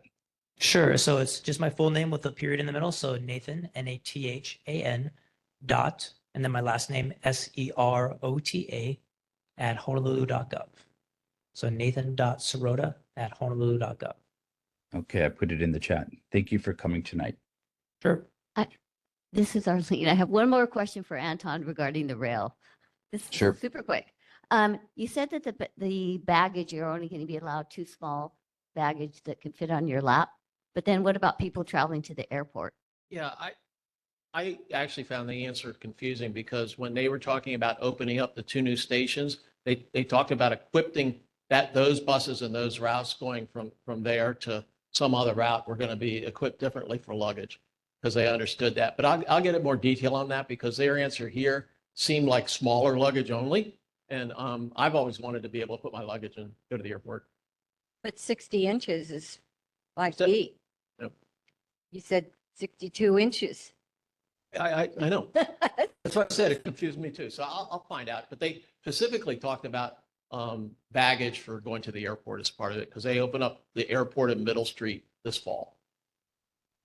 And Director Crookey, what you mentioned about the 6 kind of crossings on Kapahulu, do you think that we could get DTS to give us a maybe in a committee meeting or maybe just a presentation to the board about what those are going to be, even a preliminary look-see? Okay. They could probably get that ready, and when the committee meets with them, give them it in writing. Okay, yeah, I know folks are, yeah, like you said, we're very interested in these things, and it is a dangerous corridor. So, well, if there's no other questions or comments for you, we sincerely appreciate you coming, and we missed you last month. I had to read your whole report, which took. You're a lot better at reading your report, I'll tell you that. So, I have a question. Thank you, Chair. Thank you. thank you. Okay, we are moving on with Noella online. Noella. I don't see. Yeah, hi, good evening, everyone. I came in Camera's somewhat off. late. And I did have one last question for Mr. Crucky. I came in when he was talking about the remedies for what they're going to be doing at Diamond Head during fire season. And my question to Mr. Crucky, and any idea, because this is kind of a sensitive area, but I live on the slope of Diamond Head, and there is one particular street, and in the homeowner's yard, one has to be very pono, but there's 2 royal palm trees that are right up against the mountain, and there is at least 5 to 10 years of old dead palms that are going almost to the middle of the tree towards the ground, and then the crown is green. And my concern it only takes one spark up here. I live here, so we're very, very vigilant at this time. So that was what I was going to ask him. It's probably a fire department question, but it is a great concern because these 2 big royal palms are huge.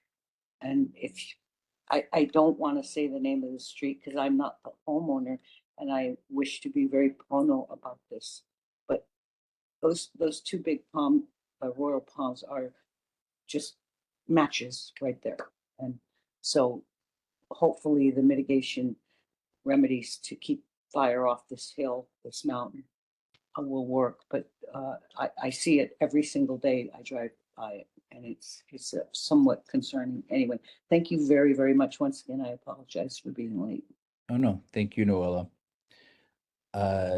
So we'll move on to Council Chair Waters or his representative. I don't see anyone, but maybe someone in person is there. Arlene?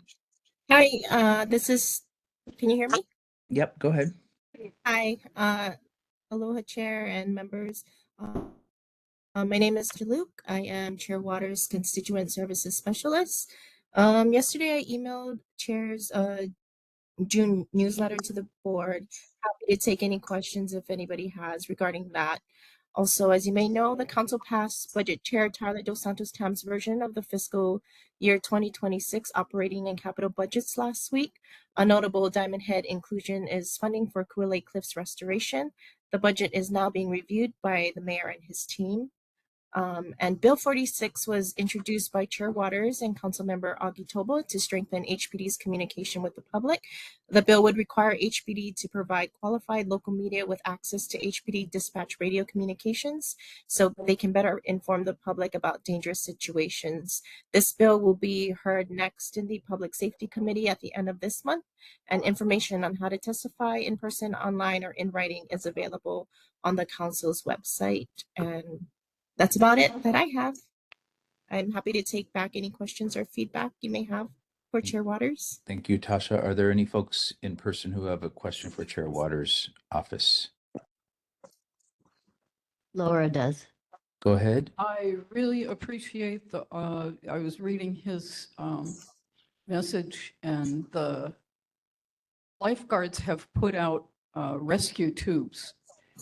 And there was an article about that and how somebody at Spitting Caves threw the rescue tube into the water at Spitting Caves and was able to save somebody. I would like to see that given out to the public more so that people know what it is, what to do with it, and keep them going in dangerous swimming areas, to save swimmers. Thank you. I will take that back to Chair Waters.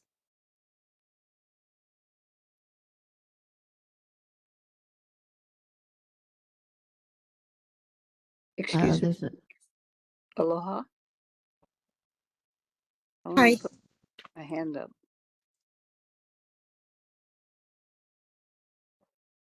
Okay. Can you hear you? Chair, could you recognize the speaker? it's Linda Wong. Yes, I had my hand up. Linda, you can proceed. Okay, thank you. Sorry, Curtis muted me. I did. Yeah. I was talking. I couldn't hear you. Yeah, go ahead, Linda. Okay, mahalo. I got a letter from a constituent that all the buttons are off of the Kaimana Beach showers, so you can't press the button to get any water to take a shower with. I was hoping that maybe Chair Waters could look into it because I wrote an email, but I don't have access to Department of Parks and the engineering people. So if he could help out on that, because you got to have the buttons so you can get the water out of the shower. And they're supposed to be all broken off. A guy I know actually emailed me and told me that. Yes. Thank you for that. We'll definitely look into it. Okay. Yeah, Could you this is get Arlene. I just wanted to back up Linda. That shower is a mess. The buttons are gone. The bottom is moldy. It moldy and constantly full of fresh water. It doesn't drain sufficiently. So yeah, that shower. Needs to be fixed. Well, somehow we have to get together with Jean, the director of engineers, and Laura, the director of parks, and make a plan to do something instead of just letting it get worse all the time. Maybe Chair Waters' office can help us arrange that meeting. That's what I'm trying. Yes, thank you. So what do you think about that? The rep from Chair Waters' office? Yes, we'll bring this to him and let you guys know what he says at the next meeting. Okay. Maybe you could send out an email in the meantime. For sure, we'll do. Okay, thank you very much. Mahalo. The shower is just Thank like you. the gift that keeps on giving. How much did we spend on it? $500,000 or? Yeah, 500,000. My goodness. Okay. Tasha, will you be our rep going forward for Chair Waters or sometimes? Sometimes, yeah. It'll be between me and Adam. Okay, very good. Well, we appreciate you coming tonight. If there's no more questions for Chair Waters' office, we will move on to Councilmember Nishimoto's office. Who is here from Councilmember Nishimoto's office? No, I don't see Taylor online. Is Taylor online? Kylie. Okay, go ahead, Hi. Kylie. Perfect. Hello, Kylie here from Nishimoto's office, here to provide the report for this month. As Tasha mentioned, the council just passed the budget. So once mayor reviews that, and everything's finalized, we'll have more specific updates. If there's any questions that I can take back to council member, just let me know. And I'll leave all of our contact information and the link to our e-blast in the chat. But please feel free to let me know if there's anything I can take back to council member. Thank you. Are there questions for Councilmember Nishimoto's office? In person or online? I have a question, Chair. Go ahead, Michelle? ma'am. Just a quick one. There's a resolution to change the city council officers based on some determination, but this is mid-year. So I have a question about, I believe this is council member Nishimoto's reso. And I have a question about why this occurred, and the new officers are listed. The vice chair of the council has been, I guess, moved to floor leader. So there's something going on, and it's mid-year, and we haven't really heard much about this. Yeah, I think this question might be for Council Chair Waters' office. Tasha, do you want to take that? If you're still there. Hi, sorry. Can you repeat the question again? It's about the changing of the officers inside of the city council and what was the rationale and what's going on with that. So that's the reorganization. The resolution 25-170 was introduced by council members Scott Nishimoto and Val Okimoto, and it just reflects a recalibration in the council's leadership structure. And it's not a repudiation of anyone's service or identity. And then that resolution is going to be heard next Tuesday in a special hearing. And what's the rationale for that?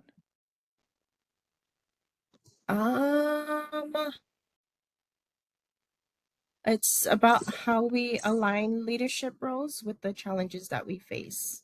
And the goal is to strengthen our collective ability to deliver real results for all residents. Okay, that sounds That's good. precisely why the question was asked, because it's mid-year, and it's usually beginning of the year where the chair and officers are determined by the full council. And now there's a special meeting to change those positions in the middle of the year. We have more information on this. I can bring it back to Chair Waters and have him respond, or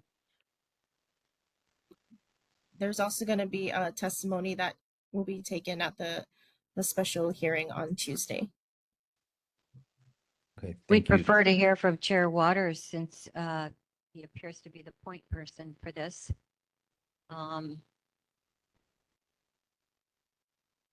Perhaps we should ask for this at the next board meeting to be on the agenda, and Chair Waters to be present, because we haven't seen him lately.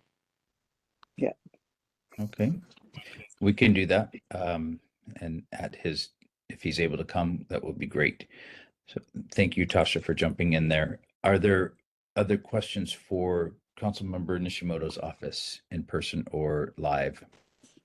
Linda, are you waving your hand or not really? No, I wasn't. I was agreeing with Michelle, though, that we need some accountability. This is a big deal mid-season, and we need to know what's going on with the city council.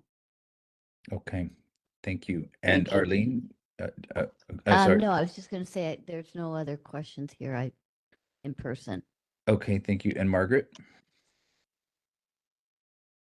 Not sure this is the right time, but remember when we talked about the city and state coming to contact us about any proposed changes or parks or any new rules? Yes. That's not happening. Mhm. And I just wondered if we could impress upon the representatives that anything that you're planning, we should know ahead, we shouldn't have to read it in the newspaper, although the reorganization has been in the news. And that was Tommy. But as far as any new projects, dog parks, extending the golf course or whatever, I'm not knowing that that's what's happening, but we should know about it. And that kind of INA project, what's going on with that, just if there's any been movements that's going to affect us, we should be contacted.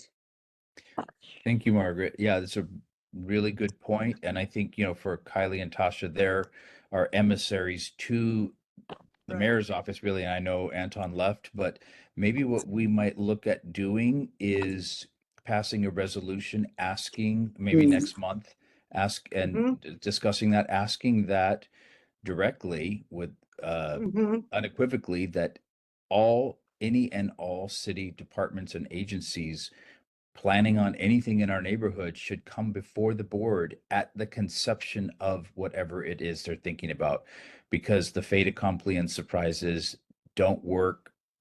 They don't work for our neighborhood. They don't work for our nation. We need basic ground up, not top down. And I don't know if you said that earlier, but it's exactly true. So thank you for that. And maybe you can help craft a resolution that we could submit to the entire board next month.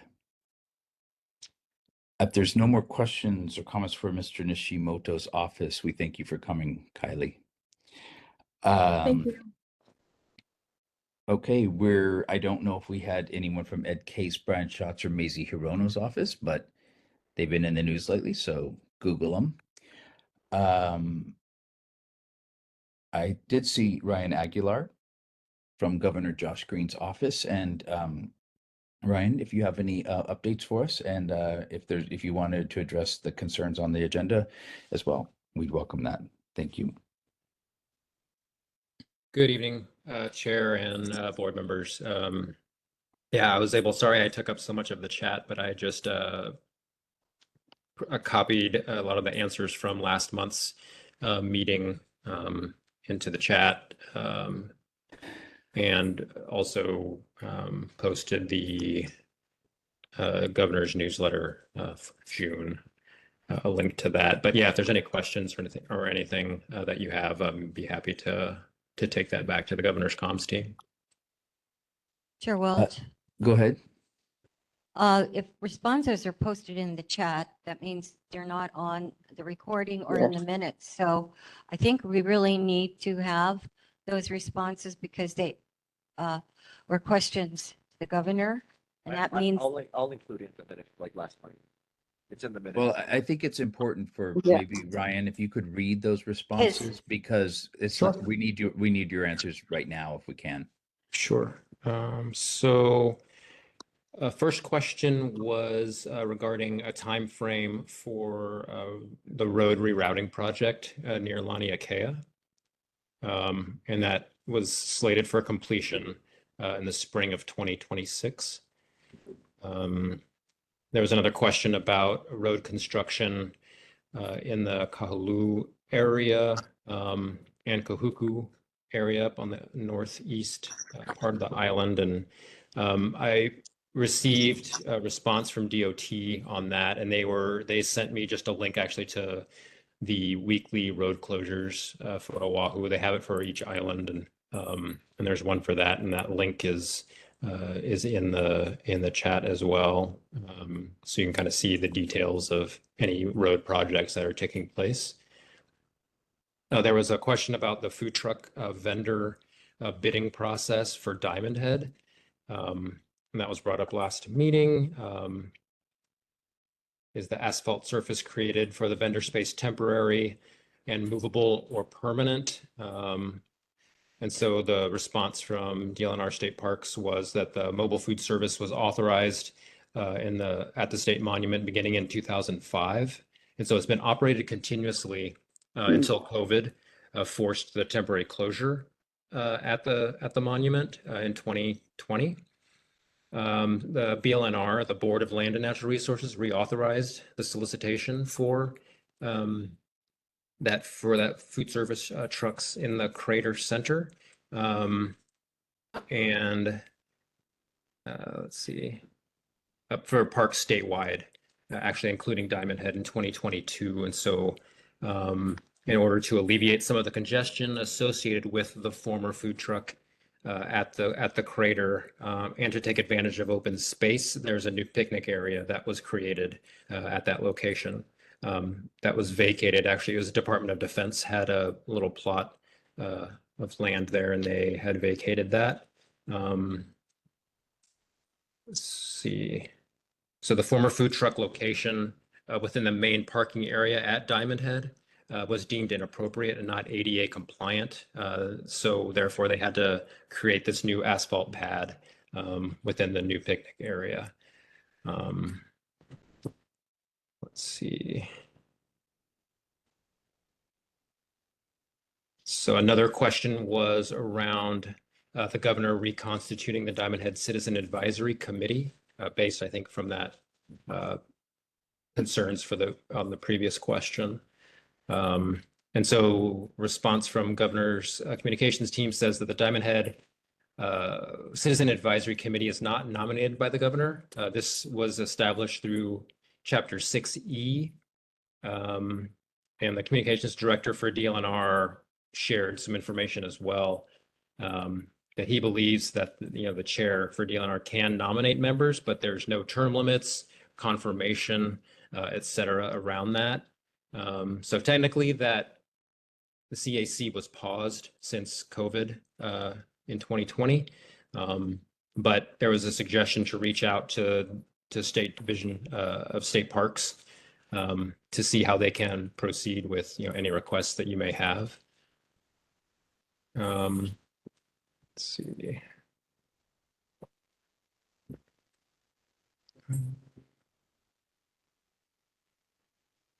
And then another question was around the governor's office have a list of office contacts available to the public. And they responded that there's no master list of contacts. Rather, each department will have their own ways to contact staff. And it's listed on individual websites. So if there's a particular office that anyone would like to reach out to, they can let me know, and I can forward, or you can let the governor's communications team know as well, and they can kind of reach out to that particular staff member. The last question was associated with Department of Health, talking about high levels of bacteria along the east coast of Oahu, Kaneohe, particularly Kaneohe to Kahuku area. And the response from DOH talks about DOH leads a range of programs to prevent water contamination and monitor water quality, as well as investigate to address any pollution sources and enforce environmental regulations, including those waters along the eastern coast of the island. The Clean Water Branch monitors select beaches across the state and protects public health by issuing public advisories when these bacterial indicators exceed action value thresholds that they have. And so that may indicate the possible presence of pathogens that can cause gastrointestinal illness.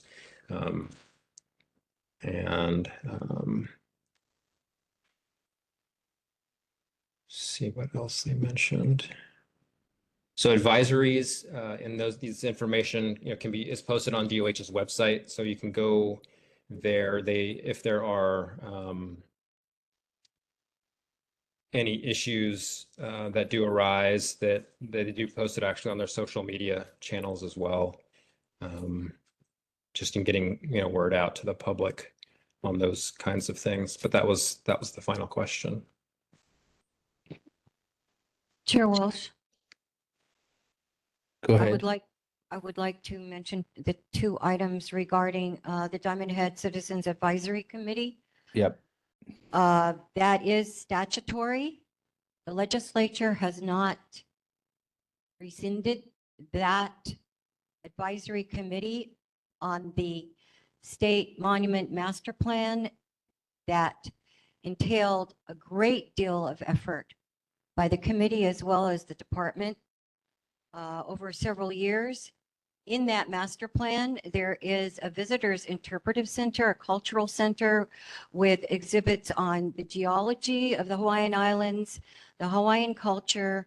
There would be a food service and a gift shop, everything in one place without having to build a slab on the center of Diamond Head Crater, a state monument, and overlooking food trucks from the entrances to the summit, which is a panoramic view.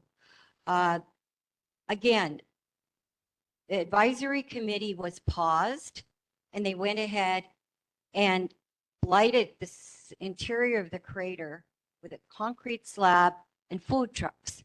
They did add a picnic area and trees and benches, and that's totally appropriate. But my belief is the pause was so they could go ahead and do whatever they wanted instead of with the review and advice of the advisory committee that is in the statute. So this seems to be a legal problem.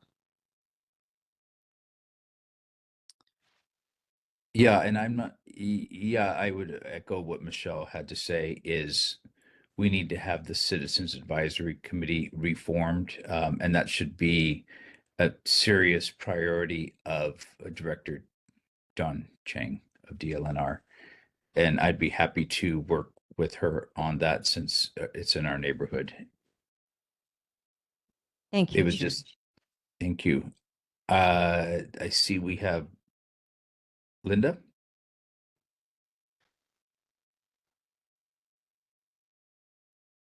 You got to unmute, Linda. Okay. I'm just reminded again of us making a big plea to the city that we want to know when anything changes. And things are changing, they're having bills about it. And we're not told anything at our meetings. So I think that the representatives need to bring these things up so that we know what's going on. I thought we made that crystal clear, but it's happening again. Thank you, Linda. So essentially the same thing as with the request to the city, that if the state is planning on anything, especially, I mean, it's the state jurisdiction would be Diamond Head essentially in our area, or Yeah. if there's other, maybe even roads, if they could come before us and give us regular updates on what plans or updates they're conceptualizing rather than a fait accompli, that would be most Right. appreciated. Yeah. Actually, it's how our society should run. Yes. Thank you. Are there other questions, comments, concerns for Mr. Aguilar? And you did, thank you for putting that in the chat. I just thought the folks that are live couldn't see it. Curtis, I just had a question about this. So you said you'll take those notes, but how would they actually show up in our meeting minutes? If you look at the May 2025 meeting minutes, I copied and pasted what Ryan sent in the chat for public record. Good. So you do the same thing, just basically copy and paste all of that information? Yes. Okay, thank you. Winston, I do have a question. This is Arlene. Are we going to go over the questions 1, 2, 3, and 4 on the agenda? Yeah, let's go over them specifically. So question 1 was erosion along Diamond Head Coast from Kaimana Beach to Cromwell's. Along the seawall at Leahi Park is number 2, and the condos on the Gold Coast, and a request for a walk through there. The third one is impact of federal government changes to Hawaii, for example, Quest, Education, SNAP. And then the fourth one is about the water quality of the Alawai Boat Marina needing to be improved. If you see that on the agenda, I don't know if you saw that or not, Ryan. I did. I can take those along for the erosion along the coastline near Caimanas. I did speak with the administrator for the Office of Conservation and Coastal Lands with DLNR, and he said that he would be available to do a walkthrough if somebody from the city had wanted to go, and but he would be happy to kind of tag along and offer any knowledge about that for board members. That would And be what- great. The mayor's office sent Bryce Moore. I mean, he contacted me directly. This is Arlene. And so I'll try to put an email together and send it out. What's the best way to reach you, Ryan? That was a question we had in the chat. I'll put my email in the chat as well. But yeah, that would be the easiest. And that's just it's my name, first name dot last name at hawaii.gov. So Ryan, RYAN, dot Aguilar, AGUILAR at hawaii.gov. Okay, and those other questions you're going to take back about the Alawai and Will do. okay. Yeah, and Great, it's thank just you. and as a follow-up to about finding out contact names. Really, I would implore you to ask the governor to mandate that the different departments put ways to contact our government officials and functionaries inside of I mean I've got to deal with it a lot professionally, and it just goes to voicemail and never gets returned. I mean, just try and call DLNR, for example. It just, unless you have the person's exact name and number, it's not going to go anywhere. You will not be contacted back in many cases, and you don't even know where you're calling. And if you've got an issue that's of any urgency, forget it. So why do we not have access, email access, telephone numbers, so that we can call these folks directly? It would just save a lot of time and effort and energy, and also allow us to be in contact with our government. These things should not be hiding on the website. And until then, I would say everybody call the governor's office for every single request that you have, because actually they'll answer the phone when the governor's office calls through, but we shouldn't have to do that. Anyway, I would just ask that you bring that up. I'll get to you in a second there, lovely Margaret, but Linda, you got a question, comment, concern? Not me, no. Okay, Margaret? There is a booklet every year that PRP puts out. It's like a small one. I think I've got it right here, actually. Every year, and it's got all of the county and the state offices, legislative. They've got the committees under it. You've got direct lines. Maybe we should, I'm just looking for it to see if I can show it to you, but it's just, this year it's yellow, last year was green. Are you familiar with it, Ryan? I am, and I can actually, if the board is interested, I can go to the governor's office and gather whatever number, and then deliver them. At a meeting. Yeah, because it'd be perfect, because that way you got the direct lines. Yeah. All the emails, everything, and they also have the county stuff in there too. That'd be great. That's Yeah, great. so- And that's PRP puts that together rather than our own Yeah. government. Yeah, Yeah. I mean, it doesn't negate the need for people to have that, especially on the website. That's great that we have that, and we would love those. Maybe super every neighborhood easy. board Yeah. member throughout the city should have those at a Yeah. minimum, but this should be for everybody to get that. And there, And I think Les is saying that he has one right there. Yeah, that's there it that's from the is. state, Les. I know we got one from the state That's the because I picked one up in that your also has office. the county stuff in it. Okay. Yes, Senator Ihara, go ahead. Just wanted to note that this basically has elected officials, but it's this book, which is LRB, that has all of the state government, and it has it has phone numbers, very few email. In fact, I don't see any emails. Yeah, that's the There's problem. websites But at least it has, at least you can call, at least you can find somebody. Here, this is just basically elected officials yeah, it's, as someone who's been involved in trying to get transparent government, it's a challenge. And I'd be happy to work with, actually, if there was a coalition of neighborhood boards, a group is basically it's changing the relationship with government, because government, they're so busy, there's like, it takes away time from doing their work. So they just need to have an incentive to be able to interact and spend time away from their own job. And it helps to have someone who they relate to and report to, or at least interact with. And if it was through a neighborhood board network, or let's say if all the boards ask for a common, like if all the 30 boards ask for, maybe even if the mayor asks for a minimum kind of contact covenant, a relationship where with the neighborhood boards, right now the law is you have to respond in 10 days, or you can say why not, but it does help when you have an understanding where they're going to try to, especially neighborhood boards, it's a government sanctioned organization. So there's a level of service to the government. And so if they could utilize your service to help improve government, then that would be a basis upon which, but you cannot expect the government to be creative, just let you know. It takes us to create the imagination and make and propose things and help things to work. And I'd be happy to facilitate that going forward. Thank you very much for that. And we will take you up on that offer. And you said that was LRB, the Legislative Reference Bureau or Resource Bureau? Yes.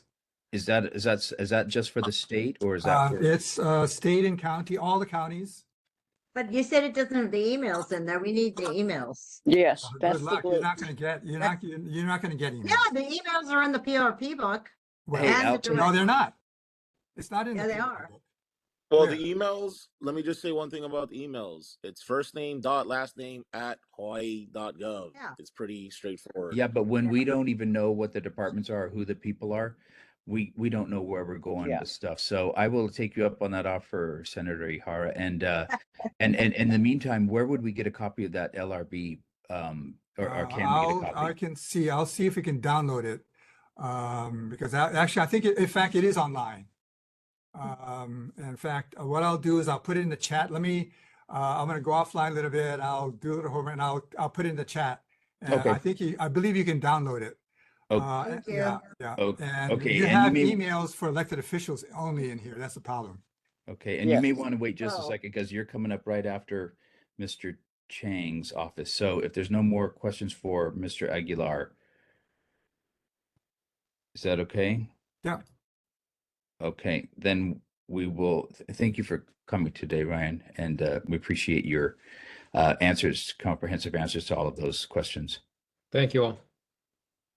Okay, and thank you, Dylan, for putting that in there. I see he put in the LRB right in there, Senator Ihara, so you don't have to. With that, we will move on to Senator Chang's office. Is there anyone from Stanley Chang's office? Seeing none and no one there in person. Yes, Senator Ihara, do you have any updates for us? It's nice to see you here. Can you hear me? Yep. I did find a government guide to governments online, so you can actually do a search, so I'll send it out. Well, I guess then the next move for the legislature would be to decide whether to come back to override any vetoes. The governors could veto up to 19. We don't know. Now, I want to compliment the governor. He did release it ample time. The deadline is next week. Actually, he issued his list, I think, 2 weeks ahead. So it's the first time. Usually the governors release it the last day. This governor released it early, so I do want to acknowledge and thank him for allows the public more time to look at bills. And if we do And what the governor the governor can add bills to the veto list by, let's see. I took it off, but it's, yeah, by June 24th, by the end of a week from next week, Tuesday, is a June 24th, end of the day, the governor could add the bills to that list. He has a right to do that. And then the governor then does not have to let the legislature know which bills he will actually veto. These are potential vetoes. And it's typically the night before, or maybe this governor will let us know early which one he will veto. And then the legislature can decide to come in on the, let's see, on the 10th of July. We don't need to call. We can just spontaneously, if a majority shows up, then they can convene. And but it takes 2/3 majority to override a veto. So that's pretty much the next step for us. Okay, very good. Well, we appreciate the hard work you do representing us and for this update. Do you have questions for the senator? Live or in person? This is Arlene again. I have a quick question. Are there any particular bills in particular that you're worried about getting vetoed? No. Okay, that's easy. Okay, thank you. And Linda? I did vote against a couple bills that are on the veto list. So I wouldn't be, I would support the governor on some of the bills. And that's why, if you wonder why people say, why do you vote WR, right, with reservations? They say, oh, it's to let the governor know that, governor, if you're going to veto and the legislature wants to override, I have reservations. I may join you. So that's the reason. If people wonder, a lot of people are upset, but a lot of it is they don't understand what's going on. But there's a reason for everything. I mean, politicians are pretty smart. There's a reason for everything. It's just that you don't know the reason. So I'm going to be sharing more about the reasons in a way that is not cynical, but it's a way that we all want our leaders to evolve and to be good leaders. And now there's an incentive, since we're getting a good pay raise. We can now can ask our leaders to be mature and wise. Okay, that's reasonable. Thank you. Reasonable. Chair And- Welch? Yeah, go ahead. Oh, thank you for being so kind, Senator. I do have a question about the series of historic preservation, anti-historic preservation bills that went through the legislature this year. I saw one on his veto list, but there were several that I think the the Honolulu Historic Preservation Commission is concerned about, and they were going to write to the governor regarding that matter.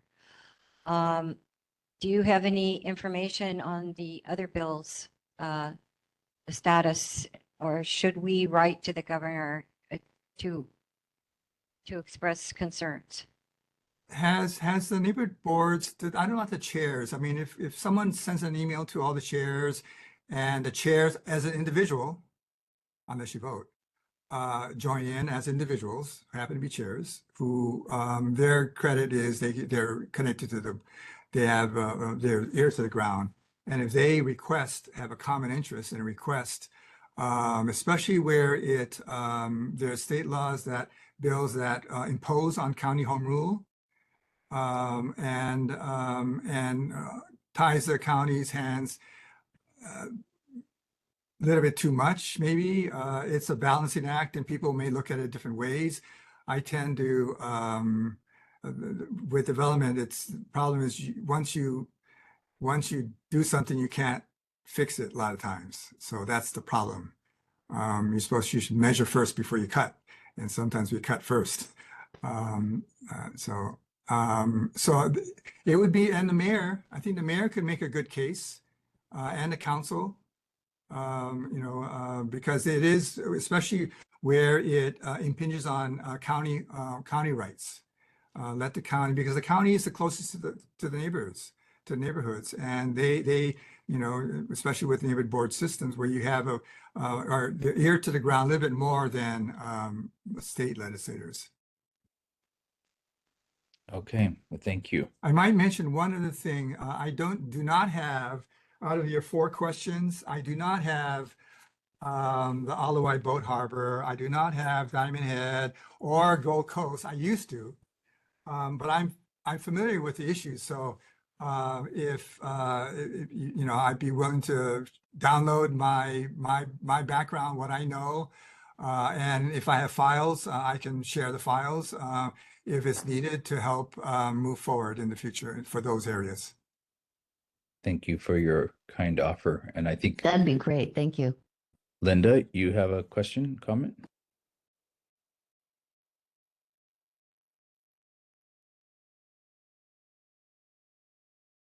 Are you just, Linda, you got to unmute yourself.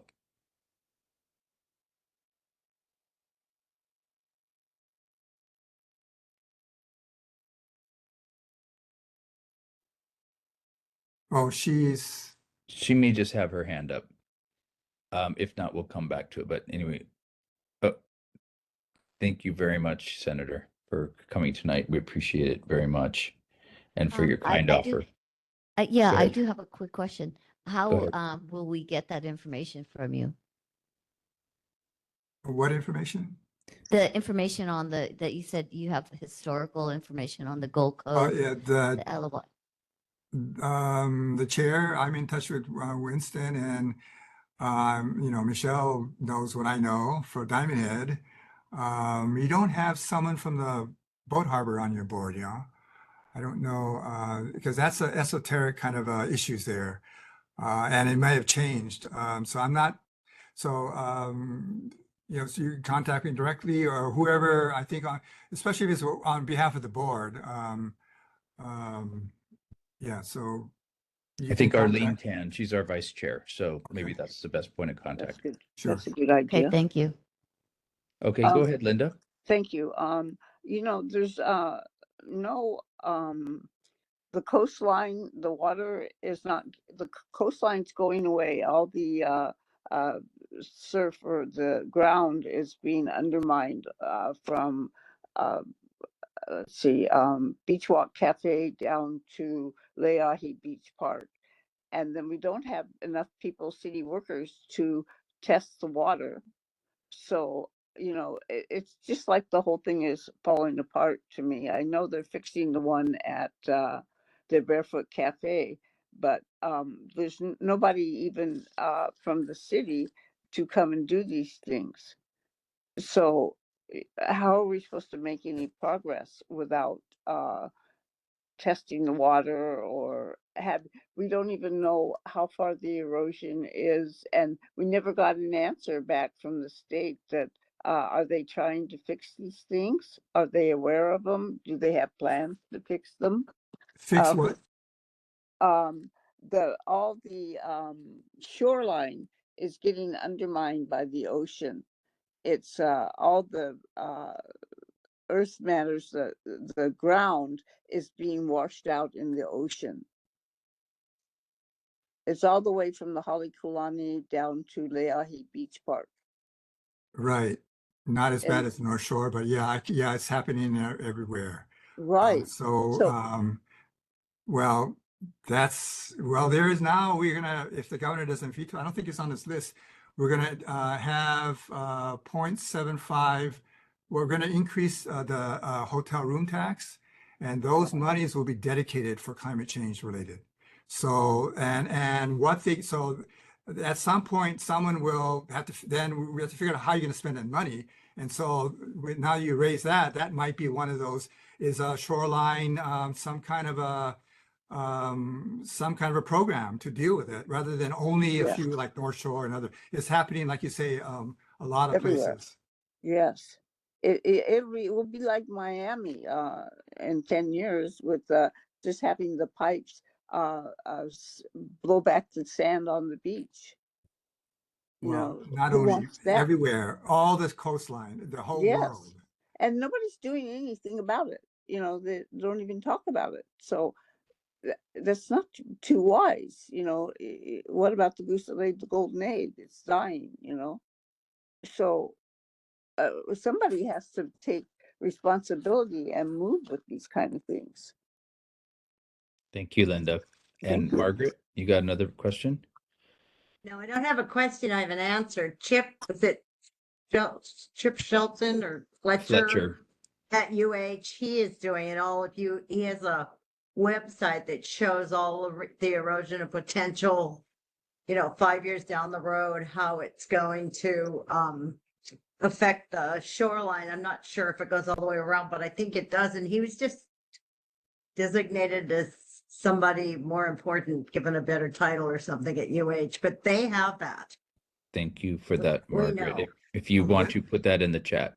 Linda, Go ahead. There's a lot, Linda, a lot is happening. You would not believe it. I mean, there's way more happening than you could ever imagine. And in Hawaii, we declare there is a climate crisis. We have it in, you know, and one of the few states. And the federal government, this current one is, you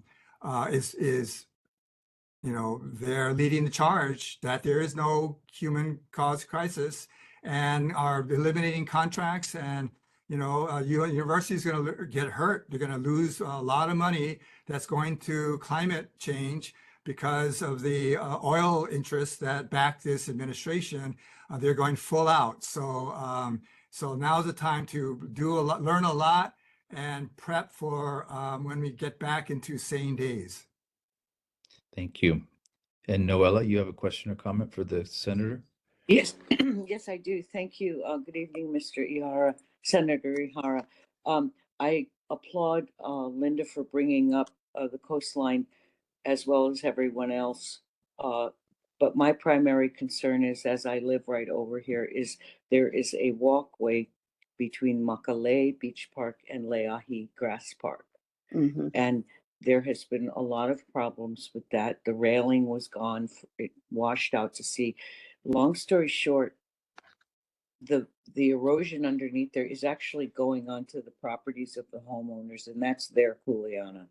But in the meantime, that walkway, in my opinion, because I won't even go on it anymore.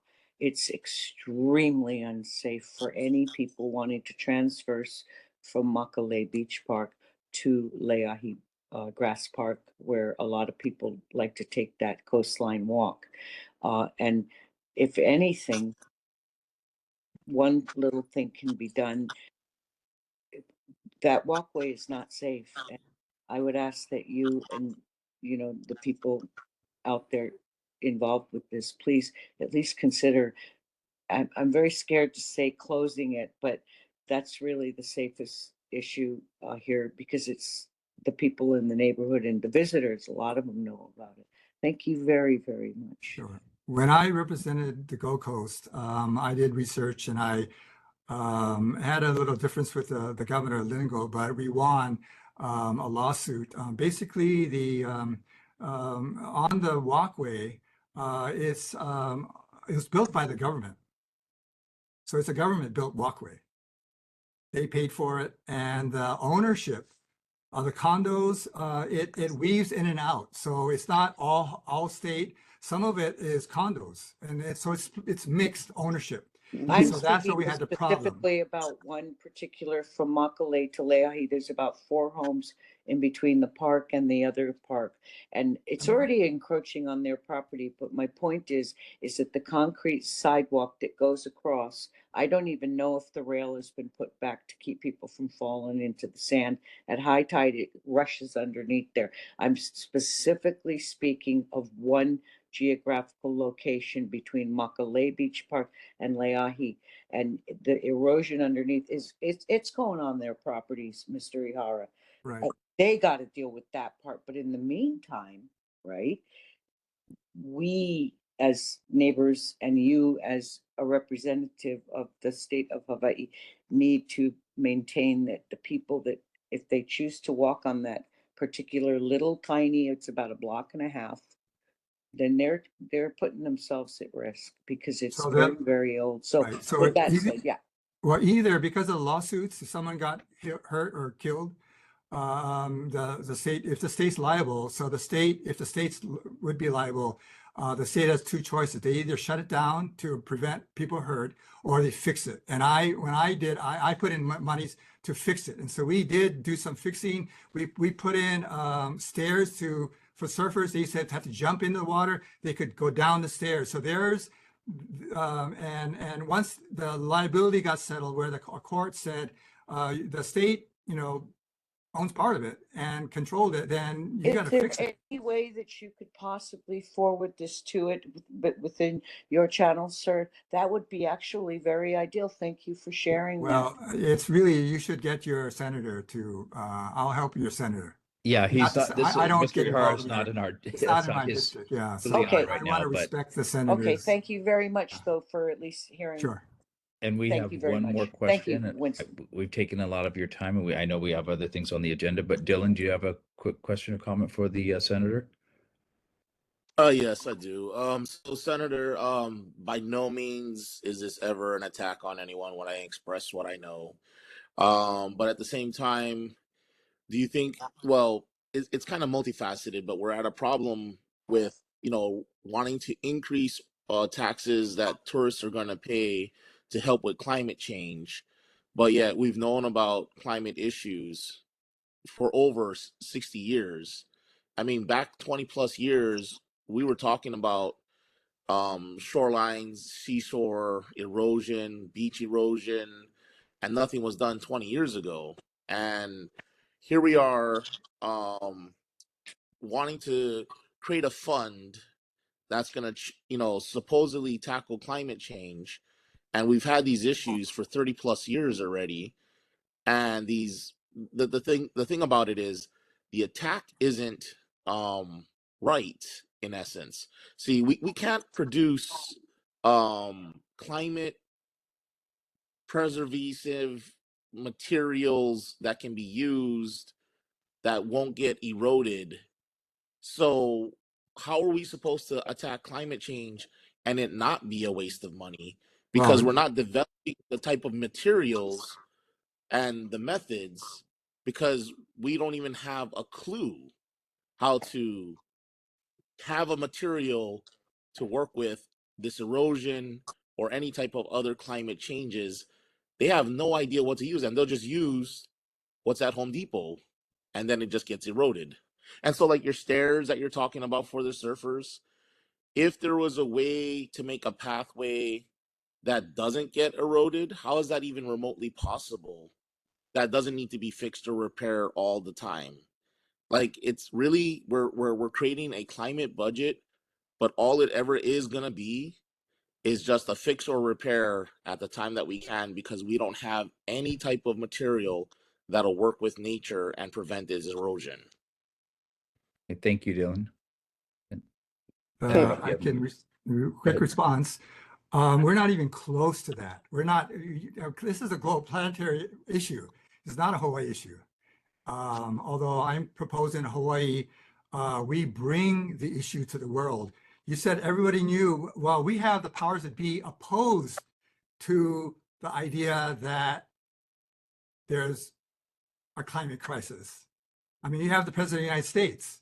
I mean, you have a lot, you have the powers that be are opposed. So we're like, here's the thing about this one on the is to set up relationships. So there's so what is good about this is that we're establishing a relationship between visitors. Not only, and also when we go someplace else, we care about that other place. So so the relationship, what we established with us, the tax is actually increasing the hotel room tax. It establishes for the first time a relationship between tourists and local values. We haven't in the past, it was just goes into the general fund and we spend it whatever we spend it on, and we try to link it. But here it is. So that's the good part, I think, about it. I'm not concerned about, there was concern about, oh, people will not come to Hawaii, well, that hasn't turned out. People come out even more. So, I think, so my response to you is, the issues you raise are valid and true, and we're not even close to that. I don't even deal with fixer up because there's nothing we can do. You can, you can do whatever you can, but to deal with the crisis, we need to go global, and that's where Hawaii can tell the global story about everyone who has Hawaii on their bucket list. Help save our beaches, and not only Hawaii's, but all the shoreline and all the cities around the coast and throughout all the continents. So that's how I see Hawaii. Hawaii can be the messenger for a global consensus after this administration is gone for dealing with a holistic approach to dealing with the climate crisis, because we're not even close to repairing things. That's a great message to end on, and lots of work ahead of us. We're not going to solve this problem tonight. We appreciate you coming and your thoughts on all of that. And with can I that, make one quick retort on that though? Just before we end? we have to move on, Dylan, but thank you, Senator, for your time tonight. And with that, and I thank you, see, Dylan, too. Yeah, is anyone from Carol Fukunaga's office here tonight? Or I don't think Tina Grandinetti is with us tonight. Is she there in the audience? Not present. Okay, and then anyone from Jackson's office? There may be someone there. I don't see them. Okay, and Andrew Garrett and Ikaika Olds. Is there anyone from those offices? I think imagine they're taking a break after this. Not in person. Okay, end of the term. Okay, we have do I have any announcements? Okay, we're at the end of You missed, Thank you. yeah, you missed There you are. Mr. Old. Yes, go ahead, Representative Olds. Thank you for coming tonight. I did not see you there. Oh, no, I meant. You're on mute. You didn't mention him. Can see myself. Yeah, Hey, everybody. There you go. Hi. I didn't take a break. Sorry, we just came back from my kids' karate classes. Okay. They're getting ready for their bedtime, but had some pretty colorful dialogue from Senator Ihara's office. So right now, nothing really new to update. My bill, HB 943, is still waiting to be signed by the governor. That is the homeless triage, mental health, and substance abuse treatments under the Department of Health. Still waiting for that, but even if he doesn't sign it, it will still get passed, and it wasn't on his veto list. So I'm not sure if you folks have already seen his veto list.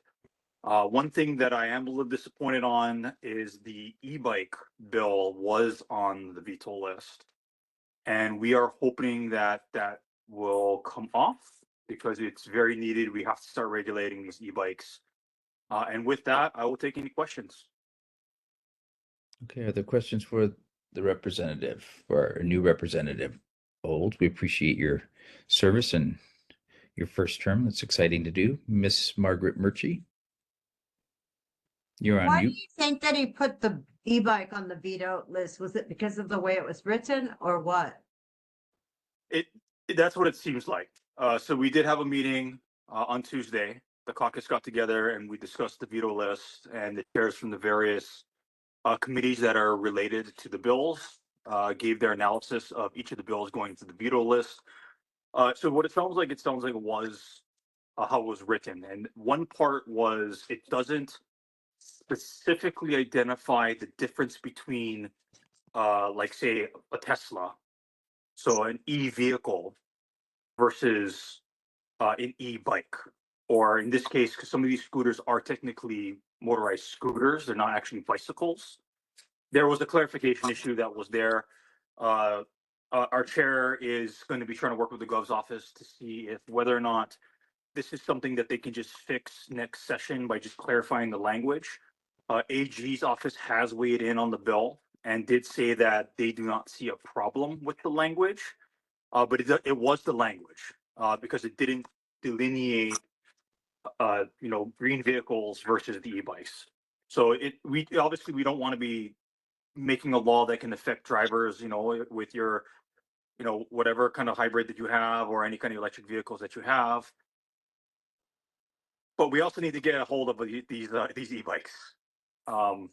They're terrorizing my neighborhood basically every other night. They run through all the lights. It's usually a mixture of e-bikes, mopeds, and motorcycles.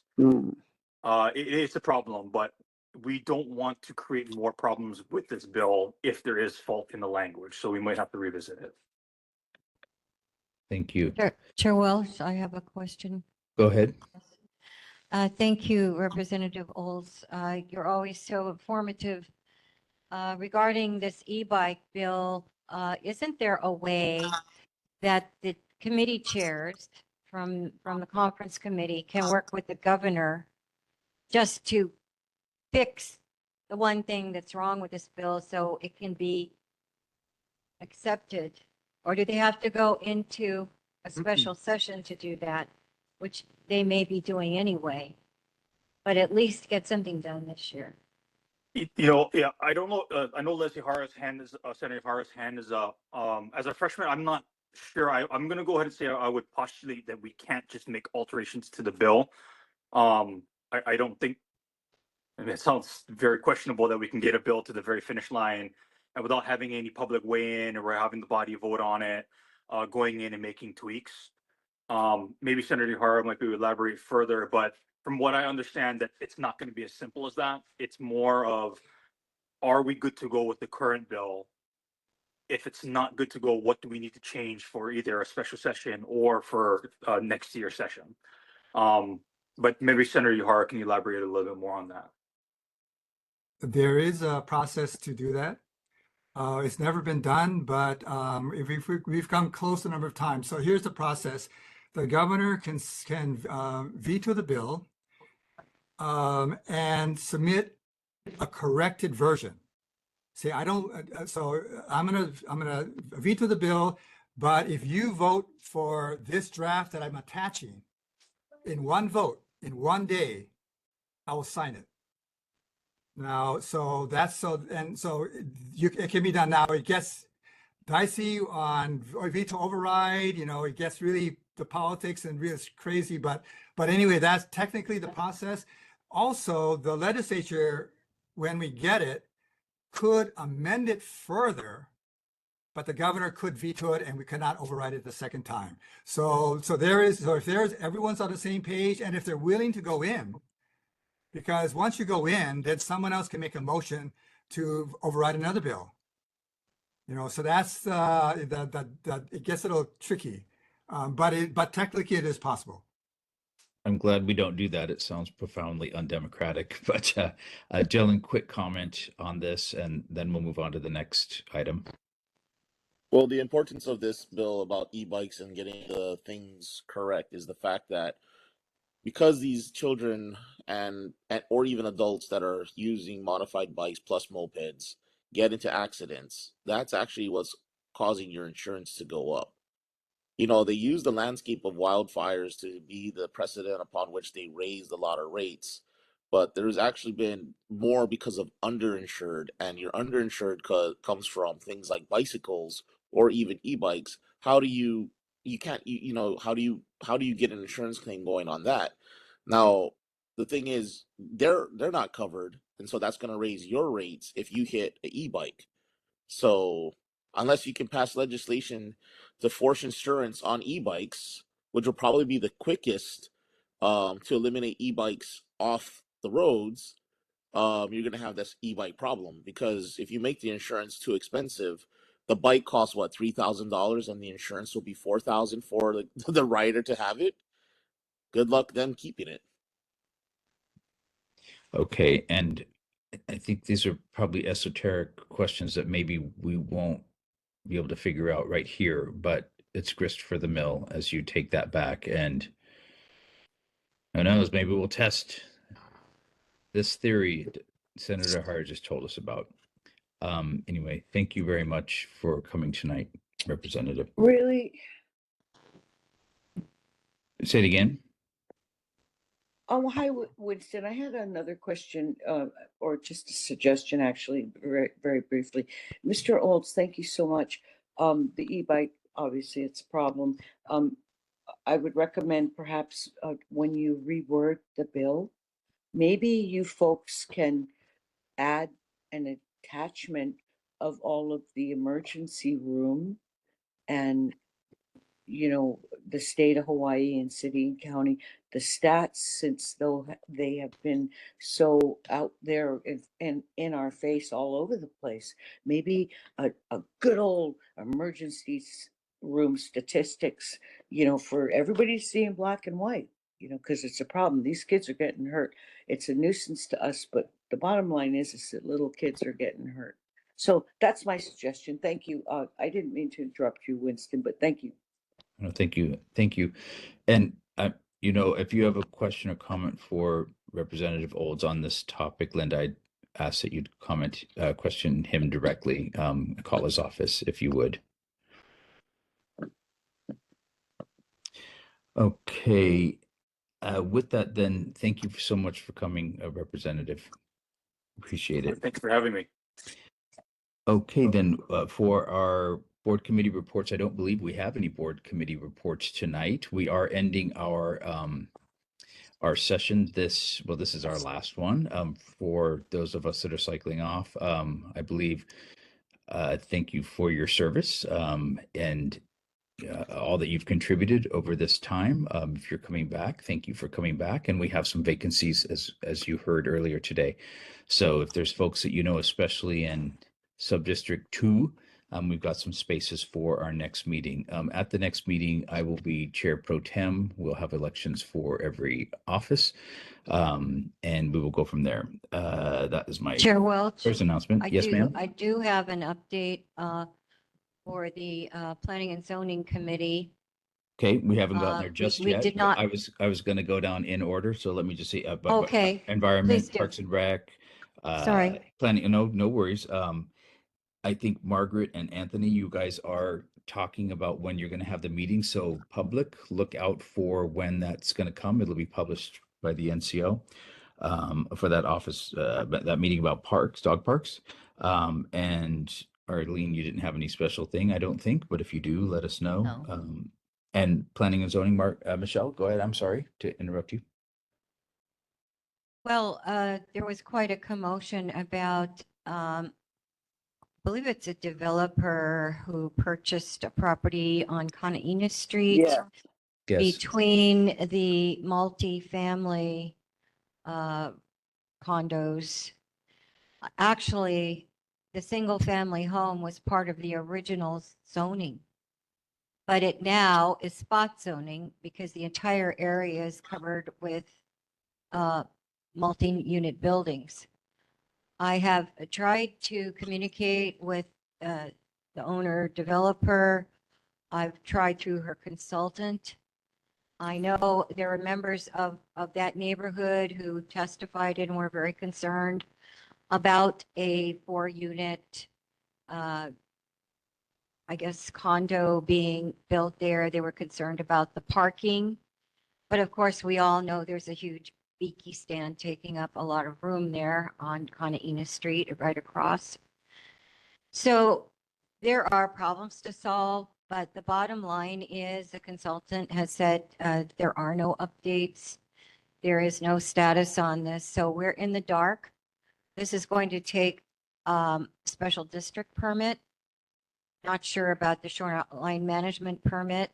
But we've been waiting for the consultant to come back to the board to give us more information about when these permitting hearings are going to be occurring on this property, so we can at least be responsive to our constituents. Thank you. Okay. Thank you, Michelle. For traffic and public safety, you heard Director Morton that we should have regular meetings. So Margaret and Angie, and we should have new positions next month also for chairs. Yes, this is right. We need updates from the county. So as Director Krucky said, let's have standing dates. Maybe we do it the first, third, 6th and the 9th month, or whatever it is that we decide to do, where we meet with DTS on a regular basis. That seems like we actually need that. And that would give them enough time to answer and work on stuff in between meetings, is my strong suggestion there. on those continuing concerns that we have. Are there any sub-district reports from Julia Allen? Yes, I wanted to mention that the St. Louis Heights Community Association is really concerned on that issue of having a planned route, for evacuation for whatever cause, because we do have such a limited, way down. So we need to have something that's planned, and we are looking into who would need to deal with in order to have that established. So I thank you very much, Chairman Welsh, for bringing it up. And also, St. Louis Heights Community Association, next meeting will be Monday, July 14th, 7 p.m. at Hokalani Elementary School. Thank you, Board Member Allen. And Board Member Miranda, do you have any update on our Kapahulu Subdistrict 2? I don't, other than Kapahulu is the coolest sub-district in our neighborhood board. I do have a question though. Do I need to call a meeting for the sub-district 2, or is that something I'm tasked with reporting on myself? We never have, but I don't know. Curtis, do you have any info on that? Email me the meeting agenda, location, and we can work that out. Just email me. Okay. Yeah, well, just one thing now comes to mind. I would love to hear from the Allaway Golf Course at a meeting in the future. Just kind of what they're up to. I think we're all still curious about maybe a Top Golf in the area. Okay. Ooh, yeah. Well, let's not even mention that. Yeah. But we'll just say good to hear from DES. Okay, and maybe we can make a meeting with Director Hollyfield. That's a good idea. Well, and then so the follow-up question then is that like how do I declare that we would like a report from them? Do you, Chair, do you request that, or I can make that request. Thank you, Curtis. So it's been declared. Curtis is going to do that now. Okay. Yeah. All right. Where does Sub-District 2 stop? We got to figure out that boundary. So it's up to the H1. We got Foodland, and then Aloha down to I think Hayden. Down to where? Hayden, and then the Allaway. It does include the golf course? Yes. Okay. Okay, so I guess we can have like sub-mini board meetings. Well, I would love for them to just come present to the board if everyone's cool Sure. with that. Actually, that's a affects all better of idea. us. That's a better idea, and that goes in line with what Margaret was saying. We need Absolutely. regular updates by every department when they're at the beginning of a plan of a plan, a conception of a conception. Well, even Okay. just I think while I still have you, Chair, it would just be nice to check in with our neighbors, see how they're doing, how we can 100%. maybe even help them going forward. 100%. That's what we're fully designed for. And Linda, you Yes. are Sub-District 3. Yes, I would like to know if we could get maybe that guy from the UH that Margaret was talking about to come and present to our board about all the undermining of all the shores on island. Chip Fletcher, I'm sure he'd be delighted to do that. Okay, I think that was a thing because we've got to give it some airtime so people are aware of it. Okay, that's a great idea. Thank you. Did you have any other report for our sub-district beyond what we've already talked about? I will try to, hopefully Tommy's office can get back with me about Kaimana Beach showers. Yeah, that's really shocking. On a positive note, I did see the Dillingham fountain working. So who knew that was another $500,000? Oh. It's working. Yeah, that got fixed before. I fixed that with the DLNR. And the walkway at between the two beach parks, Leahi Beach Park, that has been failing for a long time, and it is about time to lock it up until it gets fixed. 100%. Yeah. Yeah. And if we're talking about fountains, maybe Anthony, when we do a sub-district 2, let's find out who owns that fountain at the entrance of Waikiki at Alawai. I mean, that's just been sort of a concrete mess, rock mess across from the Chevron station or the Texaco station. What is that supposed to be? Okay, with that. I are have an there- answer for that. Okay, yes, You're talking about Thurston Triangle, okay, the fire station. yep. That is part of Kapahulu Park Trust. The trust lands as a portion of Jefferson School is along Kapahulu. There is a question of why the fountain isn't working. Is it because of the water consumption, or is it a danger to people walking by or children? We also need answers on that because it is a feature of a gateway Yes, it in is. a special district, Let's put that on, the remind Diamond us. Head Special District. So Next time we talk to Anton, let's make sure we bring that up. There's the guy Okay. that fixed it last time, and he can come out. He did all the electric grid and everything and got it running again. I've never seen it running in 20 years, so I must No, have missed no. that week. It does run. Not Dillingham, the one at the fire station. Oh, that one. I'm sorry. Yeah. Yes. Okay. Okay, thank you for that, Michelle. Let's bring that up with Anton. Well, Chair Welch, I also have something regarding Sub-District 1 when there is a moment.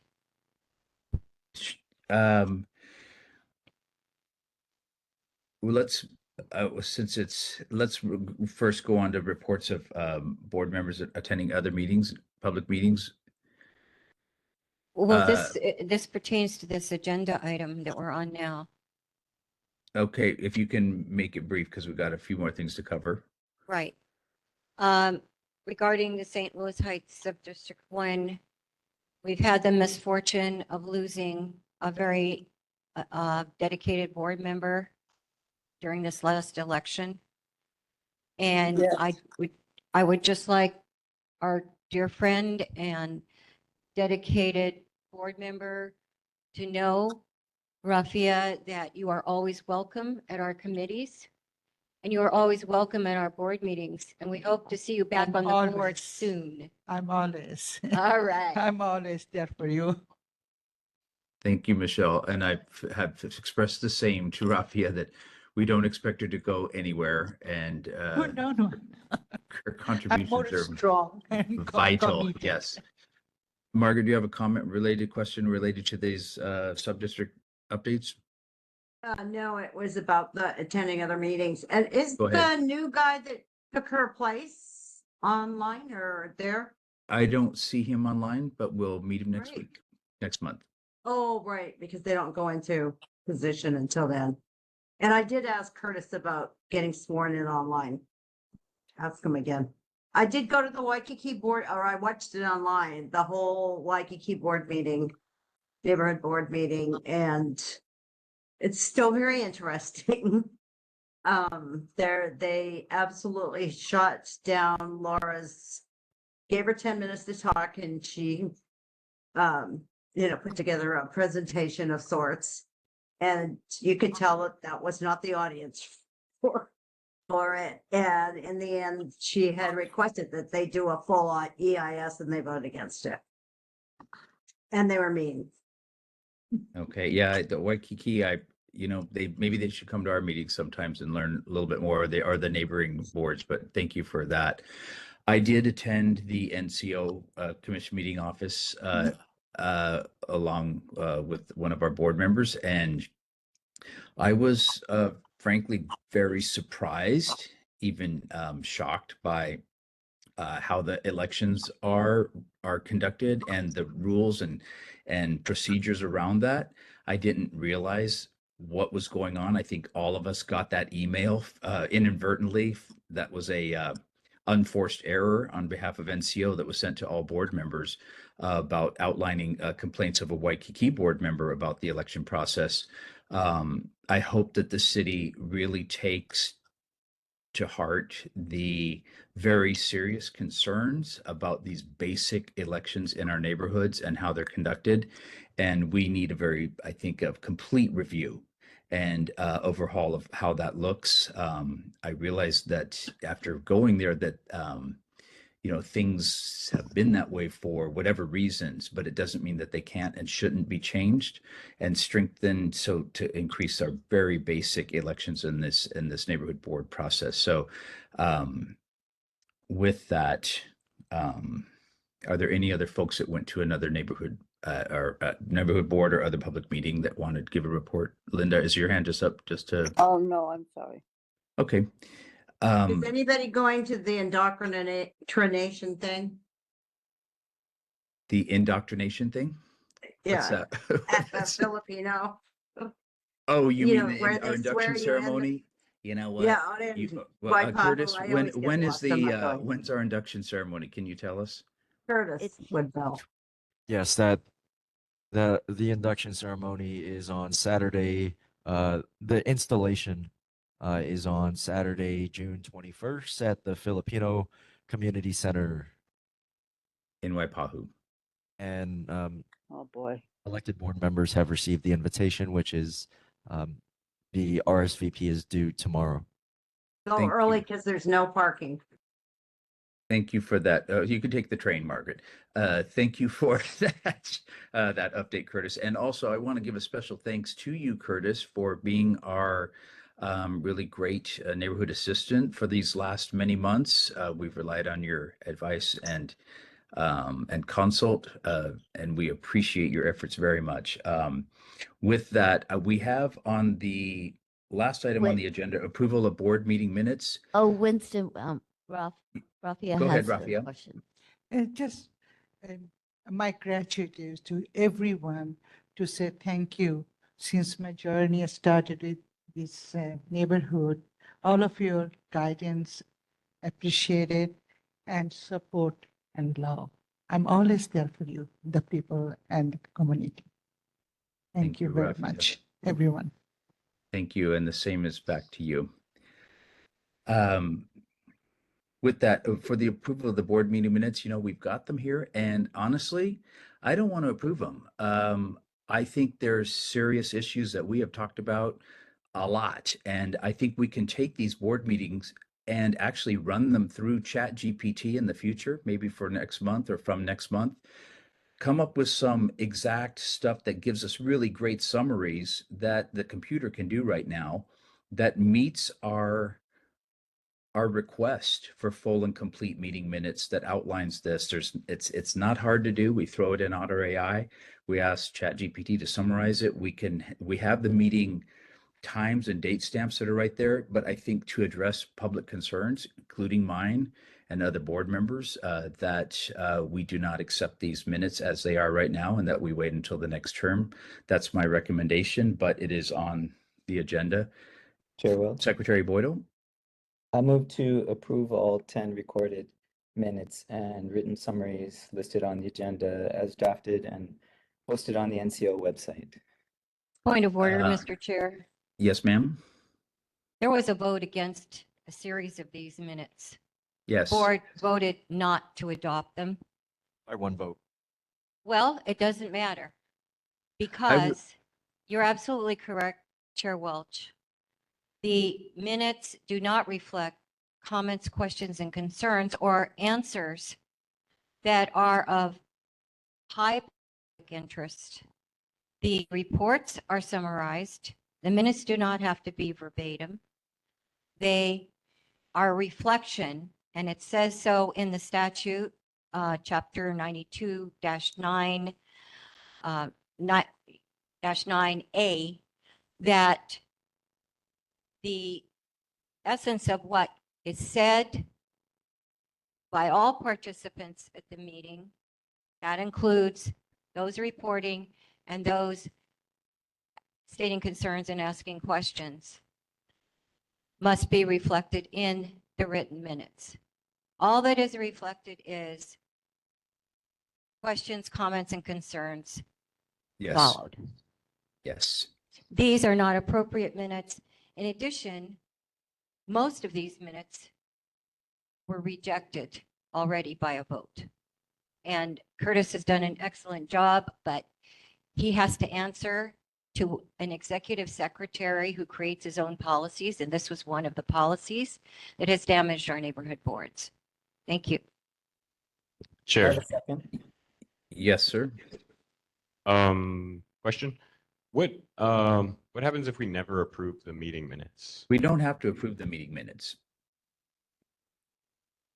That's That's my That's correct, understanding. because the draft meeting minutes are available online, so um, the board can choose to indefinitely, not approve the meeting minutes, but I would encourage the board members to email me what specifically they would like added. But we will continue to publish the meeting minutes that are reviewed by the secretary, and Secretary Boydell has reviewed the minutes and send it back in the format that he chooses. So if Michelle, if you would like to be the secretary for the next board term, if you send me your version of the meeting minutes, that is what we publish. That I will send you our copy that we have. But if you do send me,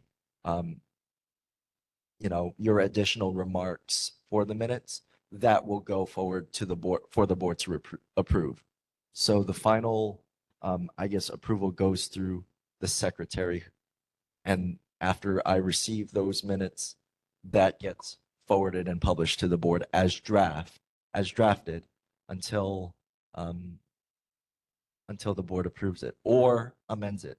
So if there is an amendment, then any board member could amend the minutes. Chair, in good faith, I'd just like to second Secretary Boydell's motion.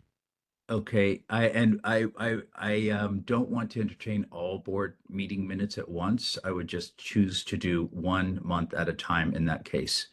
No, How, I move to approve them all 10 together. We don't have time to individually approve them, and there's no different issue between them. I think the objections against them are the same for all of them. Point of No. order, Mr. Chair. yes, ma'am? The minutes that were not adopted by vote need to be taken up separately. And you just can't go ahead and make a motion to approve them after they have been rejected. There is a certain process to do that. And I think the board or perhaps our neighborhood assistant could explain what that process is. If not, I suggest that these minutes be returned to the neighborhood commission so that comments, concerns, and questions can be reflected in these minutes, and then I'm sure we would all adopt them. Yeah, I would agree with that, if these are corrected, and and Anthony, just to get to your point, we should have meeting minutes that the public can accurately go and look for something. But right now, when it says questions, Isn't that comments, what the concerns, YouTube recording is for, though? I did the Sunshine Law training. They said as long as there's a digital video record of it. Section 3.7 in chapter 92 that stipulates you can have the summaries from the recording, but once the written minutes are completed, the written minutes prevail. And I don't have the exact language, but I can email and bring it to the next meeting.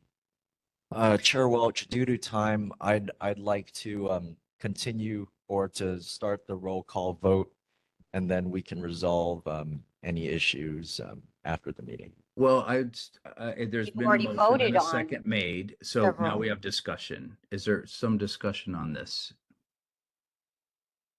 I just think we don't I need to have, just, Linda, or I'm sorry, Arlene, is that you?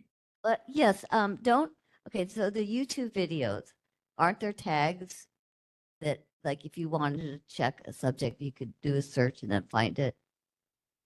Yes. No, there are, but let's say it says questions and comments. So if I took your comment, for example, and we talked to the governor's rep and you wanted to ask him about the seawalls, it's not going to say Arlene asked specifically for a tour. It might not.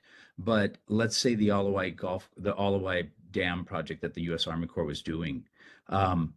If it says the same thing and I'm looking at the entire watershed, I've got to go to 7 neighborhood board meetings and I have to listen to every single video recording rather than having just a simple comprehensive outline. And ChatGPT can do this for us. Otter AI can do this for us. This is not rocket science in 2025.